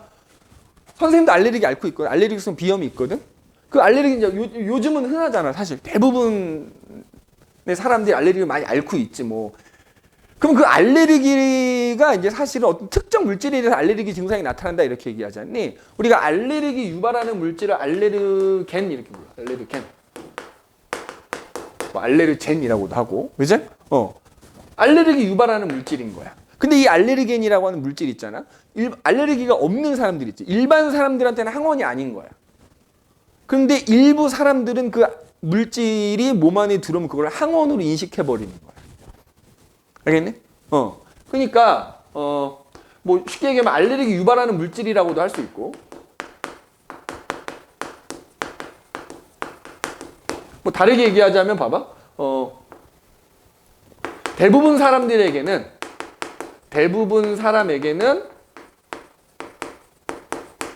이게 항원이 아닌 거지. 항원이 아닌 거야. 다만 이제 이 알레르기 증상이 나타나는 사람한테만 항원으로 작용하는 거지. 그래서 보통 어떤 것들이 있어? 뭐 예를 들자면 그런 거 있죠. 어떤 사람들이 음식에 대해서 알레르기 나타나는 사람들이 있어. 뭐 땅콩 알레르기라든지, 뭐 우유 알레르기라든지, 뭐 복숭아 알레르기 유명하지. 그지? 그런 음식 종류들이 있고. 그 다음에 예를 들어서 뭐 고양이 털에 알레르기 있는 사람도 있지. 그지? 뭐 고양이 털, 뭐 이런 각종 그 동물들의 털. 그러면 선생님 같은 경우에 진먼지 진드기 알레르기가 있거든. 뭐 그런 어떤 뭐 진먼지 진드기 뭐 이런 거. 뭐 여러 가지가 있지. 그래서 이런 것들이 일반적인 사람한테는 나 같은 사람은 땅콩 아무리 먹어도 알레르기 증상 나타나지 않거든. 그러니까 나한테는 항원이 아닌 거지. 근데 땅콩 알레르기가 있는 사람은 그 땅콩이라는 성분이 조금만 들어가 있어도 어떻게 알레르기 증상 나타나지. 그러면 그걸 항원으로 인식했을 때 알레르기 증상이 나타나기까지 과정을 보는 거야. 우리 아까 피부에 보면 모세혈관이 이렇게 있고 뭐 이제 아까 상처 났을 때 얘기했다만 이 피부 점막하고 모세혈관 사이에는 뭐가 존재한다고? 비만세포라는 게 존재한다고 그랬어. 맞지? 근데 비만 세포에는 히스타민이라는 물질이 들어있다 그랬어.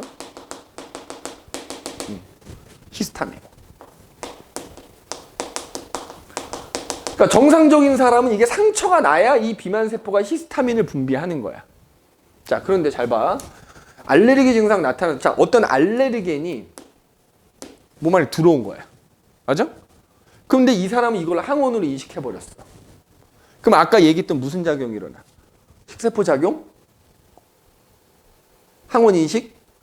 항원 제시? 항원 인식이라서 결국 이거에 대한 뭐가 만들어져? 항체가 만들어지는 2차 방어까지 일어나 버려. 근데 문제는 이렇게 만들어지는 항체가 있잖아. 어디에 결합? 이 비만 세포에 결합하는 거야.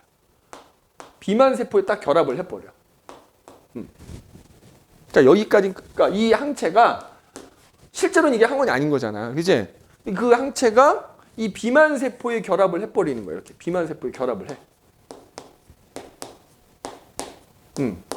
그래서 내 이렇게 남아있는 거야. 이렇게 비만 세포가. 남아있어.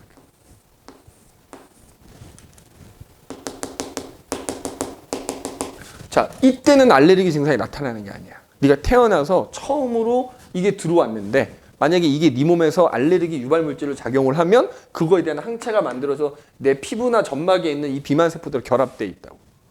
이 상태에서 그 알레르겐이 두 번째 또 들어온 거야. 그럼 어떻게 되느냐? 이미 비만 세포에 이거에 대한 항체가 결합을 하고 있었잖아. 이게 여기 결합해버리네, 이렇게. 이 알레르겐이 결합해버려. 그러면 그 결과 어떻게 되느냐? 이 비만 세포가 히스타민을 막 분비해버려. 그러니까 알레르긴이 두 번째 들어와서 여기 딱 결합을 해버리면은 상처도 안 났어. 근데 얘가 히스타민을 막 분비해. 그러니까 어떻게 되겠어? 모세혈관 확장돼. 그러면서 여기가 어떻게 돼? 부어올라. 근데 실제로 들어온 병원체는 없잖아. 그래서 선생님 같은 경우도 이제 비염이 있으니까 이게 그 알레르긴이 들어오면은 코 점막에 있는 비만 세포가 히스타민을 막 분비하는 거야. 그럼 그 코 점막이 부어오르는 거지. 그 결과 코가 막히고 콧물이 나고 하는 거야. 자, 심한 경우에는 어떻게 되느냐? 이게 기도에 있는 점막이 부어오르면 어떻게 되겠어? 호흡곤란이 오는 거야. 그래서 알레르기 있는 사람들은 사실 알레르기가 아닌 사람들이 이해를 잘 못하지만 알레르기가 있는 사람들이 그런 거에 예민한 이유가 있어. 자칫하면 호흡곤란으로 죽을 수 있어. 알겠니? 자, 요거 명심해야 돼. 이게 알레르겐이면 이 알레르겐에 1차로 노출이 됐을 때는 이때는 증상이 나타나는 게 아닙니다. 그냥 내 몸 안에 요것만 만들어지는 거야. 그러다가 실제로 알레르기 증상이 나타나는 건 동일한 알레르겐에 2차로 노출됐을 때 비로소 뭐가 나타나는 거야? 증상이 나타나는 거야. 그때부터 이제 계속 나타나는 거지. 이게 없어지는 게 아니니까. 그지? 증상이 나타나. 선생님 예전에 이런 일이 있었어. 선생님이 허리가 안 좋아가지고 한의원을 다닌 적이 있었거든. 너 가봤는지 모르겠는데 이제 한의원 가면 너희 나이 때는 아마 안 해줄 텐데 허리가 안 좋으니까 봉침이라는 걸 놔줘. 우리 벌쏘이잖아. 그 벌침에 들어있는 성분으로 주사를 만들었어. 그래서 그걸 이렇게 놔줘. 그러면 이렇게 되게 이제 효과가 좋다 그래서 어느 날 선생님 봉침을 맞았어. 근데 선생님이 그때를 전후로 되게 피곤했었나 봐. 나도 모르게. 집에 왔어. 집에 왔는데 선생님 알레르기 증상 나타난 거야. 여기가 선생님 평생 살면서 처음 경험해봤거든. 기도가 부어오른 거야. 집에 왔더니 목소리가 이상해져. 그리고 점점 숨쉬기가 이상해지는 거야. 그래서 그 한의원에 전화했더니 알레르기 증상이 나타났다고 빨리 다시 오래. 다행히 집 근처였어. 갔더니 막 주사를 놔주는 거야. 주사를 놔서 그 알레르기 증상이 이제 가라앉는지를 보고 집에 보내주더라고. 이 히스타민 때문인 거예요. 그러니까 우리 항히스타민제, 내가 이제 선생님이 그 알러지 증상 나타나면 그 알약 같은 거 이제 약국에 사서 먹거든. 항히스타민제라고 하지. 이거가 작용 못하게 해주는 거야. 왜냐면 얘가 작용하면 이렇게 부어오르니까. 이제. 그래서 알레르기 증상이 이렇게 된다라는 거 꼭 기억해야 돼. 그러니까 알레르기 증상에는 2차 방어도 일어나긴 하는 거예요. 처음에 2차 방어가 일어나서 상체가 만들어지고 그 이후에는 이제 그 비만 세포 때문에 이게 나타난다. 라는 거 명심해 두시면 되겠어요. 뭐 그래서 이런 알레르기 증상이 뭐 대표적으로 알레르기성 비염도 있고 뭐 류마티스 이 면역 관련 질환 중에 이제 또 그것도 류마티스 관절염 그래갖고 그 특히 그 나이 드신 어르신분들 이렇게 많이 걸리는 관절 무릎 관절 아픔 막 이런 거 있잖아요. 그런 것도 있어. 그것도 면역 관련 질병이라 볼 수 있고 그다음에 이제 여기서 나오는 것 중에 두 번째로는 이제 에이즈. 자 후천성 면역 그러니까 우리 몸에 있는 면역 체계에 문제가 생겨서 나타나는 질병이니까 두 번째로 이제 에이즈가 있어. 에이즈. 자, 두 번째 에이즈. 자, 아까도 선생님이 얘기했지만 선생님이 중학교 때, 초등학교, 중학교 때 아마 그 처음 발견이 된 질병인 것 같더라고. 그때 당시에는 지금도 치료제는 없잖아요. 그때는 정말 걸리면 다 죽는다 그래가지고 이제 다 살았다라고 이제 우스갯소리로 얘기하기도 했는데 얘는 일단 HIV 바이러스라는 거에 감염이 되면 걸리는 질병이야. 자, 요게 감염되는 거는 사실은 흔치 않죠. 대부분 이런 얘기해서 좀 그렇긴 하다만 수업이니까 성관계에 의해서 그지? 보통 그 타액, 혈액이나 정액 이런 거에 의해서 보통 옮겨지거든. 그지? 그러니까 뭐 일반적인 사람이 사실 에이즈 걸리기 쉽지는 않다. 그지? 뭐 그런 경우는 있어. 엄마가 에이즈인데 특히 아프리카 같은 데서 그런 사례가 되게 많거든. 엄마가 에이즈에 걸린 거지. 그 상태에서 아기를 임신을 한 거야. 그러면은 그 엄마 몸속에 이 바이러스가 많거든. 근데 그게 이 바이러스는 태반을 건너갈 수 있는 거야. 그러니까 그 아이는 아무런 잘못도 없는데 태어나면서부터 에이즈인 거야. 그런 사례들이 아프리카 쪽에서는 종종 있지. 그지? 왜냐면 의료 이런 체계도 굉장히 열악하고 하기 때문에. 아무튼 되는데 자 문제는 뭐냐? 얘가 왜 면역 관련 질병이냐? 이 바이러스의 특징이 있어.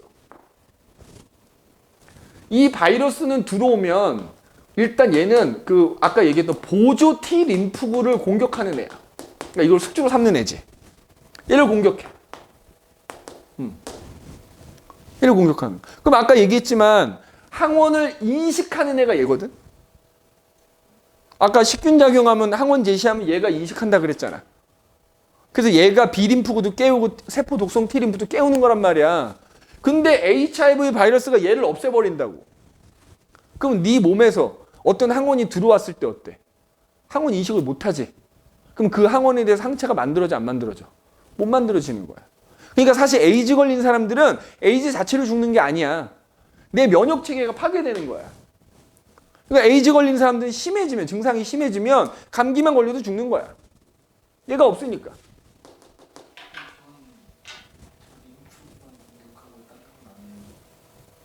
근데 중요한 건 얘가 없으면 아무것도 못 일어나는 거지.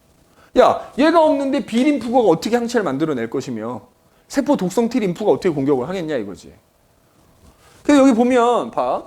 요 그래프를 이해하면 되는데 처음에 얘가 들어왔어. 뭐 어떤 경제 내 몸에 들어오면 일단 얘가 들어왔으니까 우리 몸에서는 처음엔 정상적인 뭐가 일어나?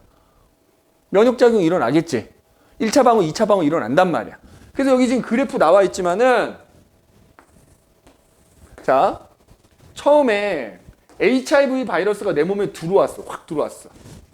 근데 이때까지만 해도 내 몸은 지극히 정상이니까 어떻게 돼? 이 바이러스를 없애기 위해서 1차 방어도 일어나고 2차 방어도 일어나지? 그러니까 그 바이러스 수가 줄어. HIV 바이러스. 그런데 문제는 그 바이러스가 다 없어지지 않는다는 거야. 내 몸에 조금 남게 돼. 그럼 남아있는 놈이 뭐 하겠어? 그 남아있는 놈들이 자, 얘가 이제 남아있으니까 얘가 이제 보조 T림프를 공격하기 시작하는 거야. 그럼 어떻게 돼? 야, 얘가 있어야 뭐 HIV 바이러스 남아있는 것도 없애고 할 텐데 그러니까 여기 지금 나와 있듯이 보조 T 림프구 숫자가 시간이 지나면 점점 줄어드는 거야. 그럼 얘가 줄어드는 것만큼 어떻게 되겠어? 이 HIV 바이러스가 계속 뭐야? 증식하지. 증식해도 못 없애는 거야. 얘가 없으니까. 그럼 시간이 지날수록 에이즈 바이러스의 수는 다시 점점 늘어나는 거야. 그래서 여기 보면 나와 있지만 이때쯤이 되면 이제 아예 뭐야? 내 몸 속에는 보조 T림프가 거의 남아있지 않기 때문에 어떻게 돼? 면역이 결핍됐다. 그래서 되는 거예요. 그래서 이때는 뭐 조그만 질병에 걸리더라도 그냥 목숨을 잃는 거지. 그지? 그래서 보조 T림프를 없애기 때문에 시간이 지나서 보조 T림프수 줄어들고 당연히 얘가 없기 때문에 항체도 만들지를 못하니까 점점점 HIV 바이러스는 점점 늘어나는 거야. 이때 때문에 이제 아주 심각한 증상이 나타나. 이때부터 심한 증상이 나타나기 시작하는 거야. 그래서 이제 아까도 얘기했지만 아직까지 치료제는 없어. 개발 중이긴 해. 근데 거의 개발 뭐 완료 단계라고는 하더라고. 완료 단계라고는 하는데, 근데 보면은 유명 인사들 중에 에이즈에 걸렸음에도 불구하고 아직까지 살아있는 사람들도 있어. 선생님이 심지어 중학교 때 에이즈 걸린 사람이 아직까지 살아있는 경우도 있거든. 뭐 요즘에 치료제는 없지만 이 바이러스의 농도를 조절을 한대요. 그러니까 바이러스 농도를 조금 줄여주면 어떻게 돼?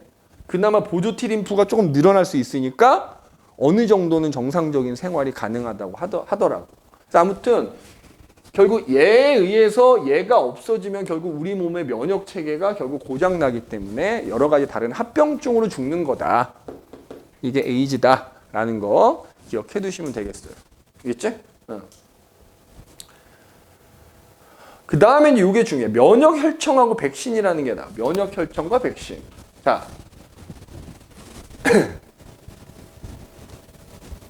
아까 선생님이 이렇게 혈액이 있잖아. 혈액을 우리가 원심 분리기로 이렇게 분리하면 아래쪽에 가라앉는 부분이 있고 위쪽에 노란색 액체 부분 이렇게 두 개로 분리가 된다 그랬지? 혈액에서 이 가라앉은 부분에는 세포들이 쌓여 있는 거야. 그래서 이른바 적혈구, 백혈구, 혈소판 같은 거 여기 다 들어있는 거야. 혈구들. 그 다음에 아까 2차 방어할 때 나왔던 뭐 형질세포니 기억세포니 한 세포자 들어가는 애들 다 여기 밑에 가라앉아 있다고 보면 돼. 그럼 아까 형질세포가 항체 만든 다음에 얘가 방출하거든? 그 항체는 바로 여기 들어있는 거야. 요 혈장이라고 하는데 혈청하고 혈장하고 똑같다고 생각하면 돼. 이 혈장 안에는 사실 우리가 피가 났을 때 피가 응고되지 않니?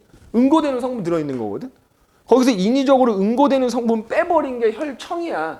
그러니까 이거 공부할 때는 혈장이나 혈청이나 그냥 같다라고 생각해도 무방합니다. 여기에 뭐가 들어있다고? 항체가 들어있는 거라고. 혈장 안에 항체가 들어있는 거야. 알겠어? 그리고 아까 나왔던 뭐 형질세포니 기억세포니 한 세포 성분들은 다 요 밑에 가라앉아 있는 부분에 들어. 이거 내신에서 이거 물어보기도 해. 형질세포가 어디, 기억하고 니은이라고 하면 형질세포 어디 들어있냐 물어봐. 니은에 들어있다 이렇게 해줘야 돼. 알겠어? 세포 성분들은 다 밑에 가라앉아 있는 거야. 그럼 이제 면역혈청이라는 게 뭐고 백신이라는 게 뭐냐 이거지. 우리가 흔히 이제 백신은 예방주사지, 예방주사.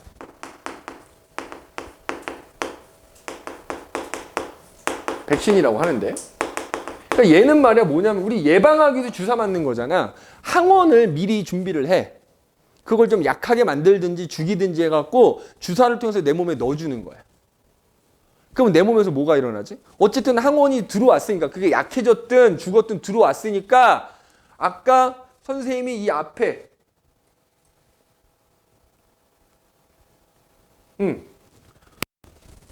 내가 예방주사를 통해서 주사를 맞으면 결국 항원이 들어온 거야. 맞죠? 여기 들어온 거야.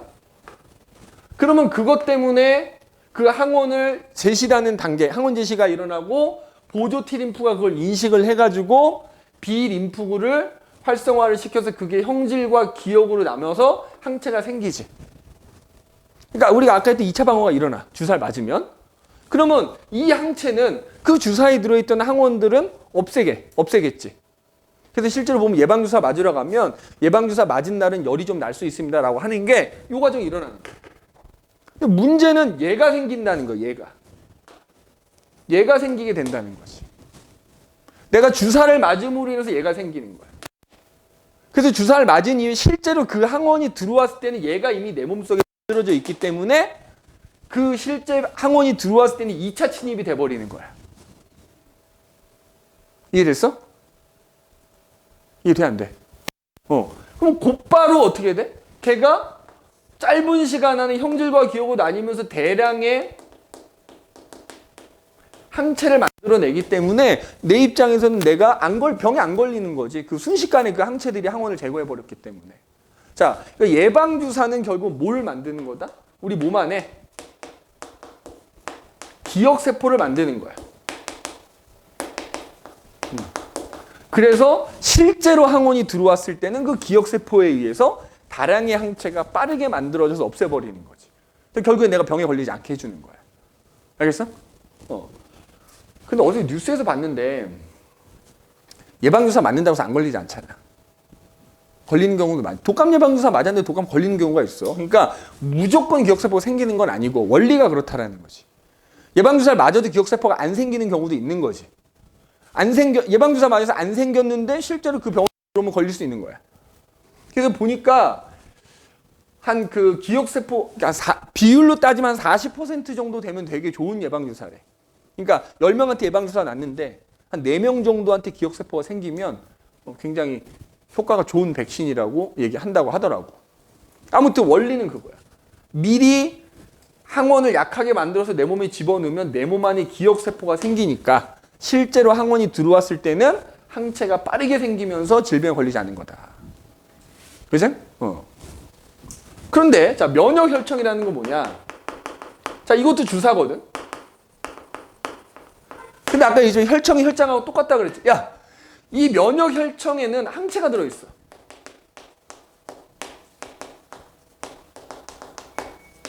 그래서 그 항체를 직접 넣어주는 거야. 그러니까 어떤 상황이냐면 이런 거야. 내가 산에 가는 거야. 산에 가서 운이 없게 뱀한테 물렸어. 살모사한테 물렸어. 그럼 살모사 독이 내 몸에 들어왔지. 그럼 걔가 항원이지. 근데 걔가 들어오면 이제 항원이 들어왔으니까 내 몸에서 항체가 생기겠지? 며칠 걸린다 그랬잖아. 그 사이에 나 죽는 거야. 독 퍼져서. 그러면 살모사에 물리면 어떻게? 병원 가야지. 병원 가면 면역혈청 나죠. 그 살모사 독에 대한 항체를 미리 만들어 놓은 거야. 병원에서. 주사로. 그러니까 내가 살모사한테 물려서 가면은 잽싸게 항체 넣어줘가지고 그 항체가 살모사 독을 제거할 수 있게. 그래서 그러니까 얘는 치료제야, 치료제. 그렇잖아. 야, 내가 산에 가서 어떤 뱀에 물릴 줄 알고 미리 예방주사를 맞냐. 그렇잖아. 내가 살모사에 물릴지, 코브라한테 물릴지, 블랙맘바한테 물릴지 어떻게 알아? 그러니까 얘네들은 예방이 아니야. 자, 얘는 말 그대로 예방이고요. 면역혈청은 치료제인 거야. 자, 그럼 가장 결정적인 게 뭐냐? 그럼 네가 항체를 주사로 맞았지. 뭐 예를 들어 살모사 독에 대한 항체를 주사로 맞았다 치자. 네 몸에 기억세포 생겨 안 생겨? 안 생기는 거야. 이게 가장 중요한 차이야. 면역혈청은 주사를 맞더라도 뭐가 안 생겨? 기억세포가 안 생기는 겁니다. 안 생기는 거야. 안 생기는 거야. 그러니까 내가 살모사한테 물렸다가 병원 가서 면역혈청 맞고 나왔어. 무식하게 다음번에 나 항체 있으니까 살모사한테 물려도 괜찮아. 이랬단 죽는 거야. 기억세포 안 생기기 때문에. 알겠니? 기억세포 안 생깁니다. 그래서 그거에 대한 지금 실험이 나와 있는 거야. 여기가 그거에 대한 실험이 나와 있는 거다. 자, 그러니까 지금 여기 보면 이거야. 자, 동일한 생쥐가 2마리가 있대. 자, 뭐 건강 상태나 이런 게 동일한 생쥐 2마리가 있는데 한 놈한테는 그냥 식염수 주사했어. 한 놈한테는 죽은 병원체 X를 주사. 그러니까 쉽게 말해 예방주사 맞은 거야. 그런 다음에 한 10일 정도 지났어. 그래서 실제로 살아있는 병원체 X를 주사했어. 자, 그리고 지켜봤더니 어때? A는 죽었대. 얘는 살았대. 왜 그런 거야? 20일 사이에 얘가 들어왔어. 그럼 얘 몸 안에서 뭐 일어나? 1차 방어 일어나고 2차 방어 일어나가지고 결국 기억세포가 생기는 거지. 기억세포가 생겨있기 때문에 실제로 얘가 들어왔을 때는 얘 몸 안에서는 이 기억세포 때문에 뭐가 일어나? 2차 면역이 일어나. 2차. 항체가 다량으로 빠르게 만들어지기 때문에 어떻게 된다? 얘는 살아남는 거지. 그런데 얘 입장에서 식염수는 아무것도 아니거든? 그러니까 이때 기억세포가 생겨 안 생겨? 안 생기지. 그러니까 병원체 X를 주사하게 되면 얘 몸에서는 병원체가 얘 몸에 처음 들어온 거야. 1차 면역이 일어나거든? 그럼 1차 면역이 일어나도 항체가 생기긴 하지만 그 전에 죽는 거야. 자, 그럼 이렇게 물어볼게. 야, 이 실험이 나왔어. 봐봐. 얘한테 2차 방어 일어난 거 안 일어난 거야? 일어난 거. 1차 면역도 2차 방어라 그랬어. 이것도 2차. 둘 다 2차 방어는 일어난 건데 첫 번째 일어난 2차 방어냐 두 번째 일어난 2차 방어냐 차이인 거지. 이게 예방주사의 차이야. 예방주사를 맞고 안 맞고의 차이가 된다는 거야. 그 다음에 자, 면역혈청은 이거야. 자, 토끼한테 미리 파상풍 독소를 주사하면은 얘가 일단 죽든 살든 얘 몸 안에 뭐가 생겨? 항체가 생기지? 그럼 거기서 토끼 혈액만 추출해. 혈청만 추출하는 거야. 그럼 이 혈청 안에는 파상풍 독소에 대한 항체가 들어있는 거지? 그걸 주사로 만들었어. 자, 그런 다음에 그 주사를 어때? 어떤 생쥐한테 파상풍 독소를 넣으면서 동시에 이 혈청을 넣어주는 거야. 그럼 어떻게 돼? 그 독소의 항체를 같이 넣으면 어떻게 돼? 독소가 제거가 되면서 살겠지. 그런데 예를 들어서 아무 처리도 않은 토끼에게서 혈액을 추출합니다. 근데 그 토끼 혈액을 갖고 혈청을 만들어. 그럼 여기에는 어때? 아무것도 안 들어있거든? 그 혈청을 파상풍 독소 넣으면서 동시 혈청 주사하면 죽는 거야. 왜? 물론 얘 몸 안에서도 어떤 면역작용이 있지만 그 전에 이 독소가 더 빨리 퍼지는 거야. 죽는 거지, 그래서. 왜냐면 여기에는 뭐가 안 들어있기 때문에. 항체가 안 들어있기 때문에.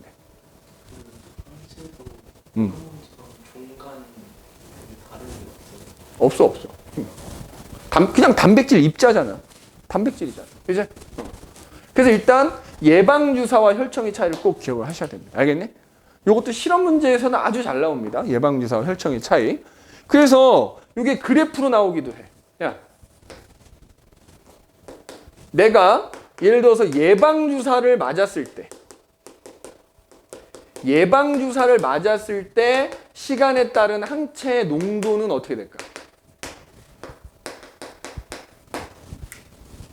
그냥 우리 병원체가 내 몸에 처음 들어왔을 때랑 똑같은 이렇게 되는 거지. 그리고 실제로 만약에 그 X에 감염이 되면 기억세포가 생겼기 때문에 이렇게 되겠지. 맞아? 그런데 예를 들어서 내가 면역 혈청을 맞으면 어떻게 돼?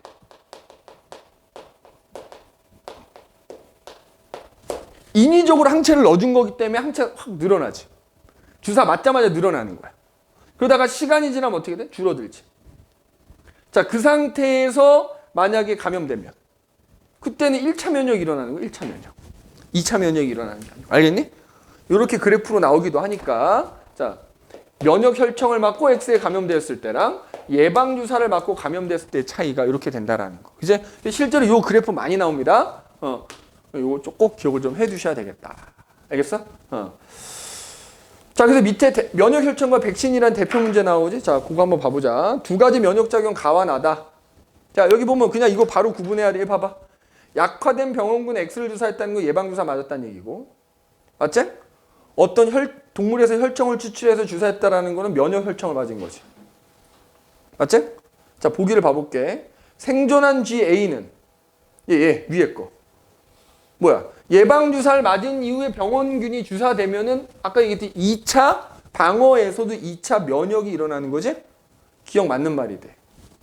GB에다가 주사한 혈청에는 자, 형질세포가 들어있냐? 내가 아까 이제 혈액에서 혈청은 액체 부분이기 때문에 거기에는 항체가 들어있어야 돼.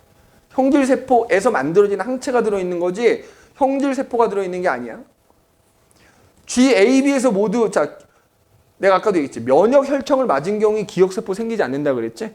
그러니까 이 밑에 놈은 기억세포에 의한 방어작용이 일어나지 않는 겁니다. 알겠네? 이건 기억만 옳은 거다 이렇게 봐주시면 되겠고, 자, 뒤에 개념 체크 나오는 거 하고 그 다음에 이제 방어작용에서 마지막 혈액형 얘기 나오는데 요건 우리 다음 시간에 이어서 하는 걸로 합시다. 오늘 여기까지.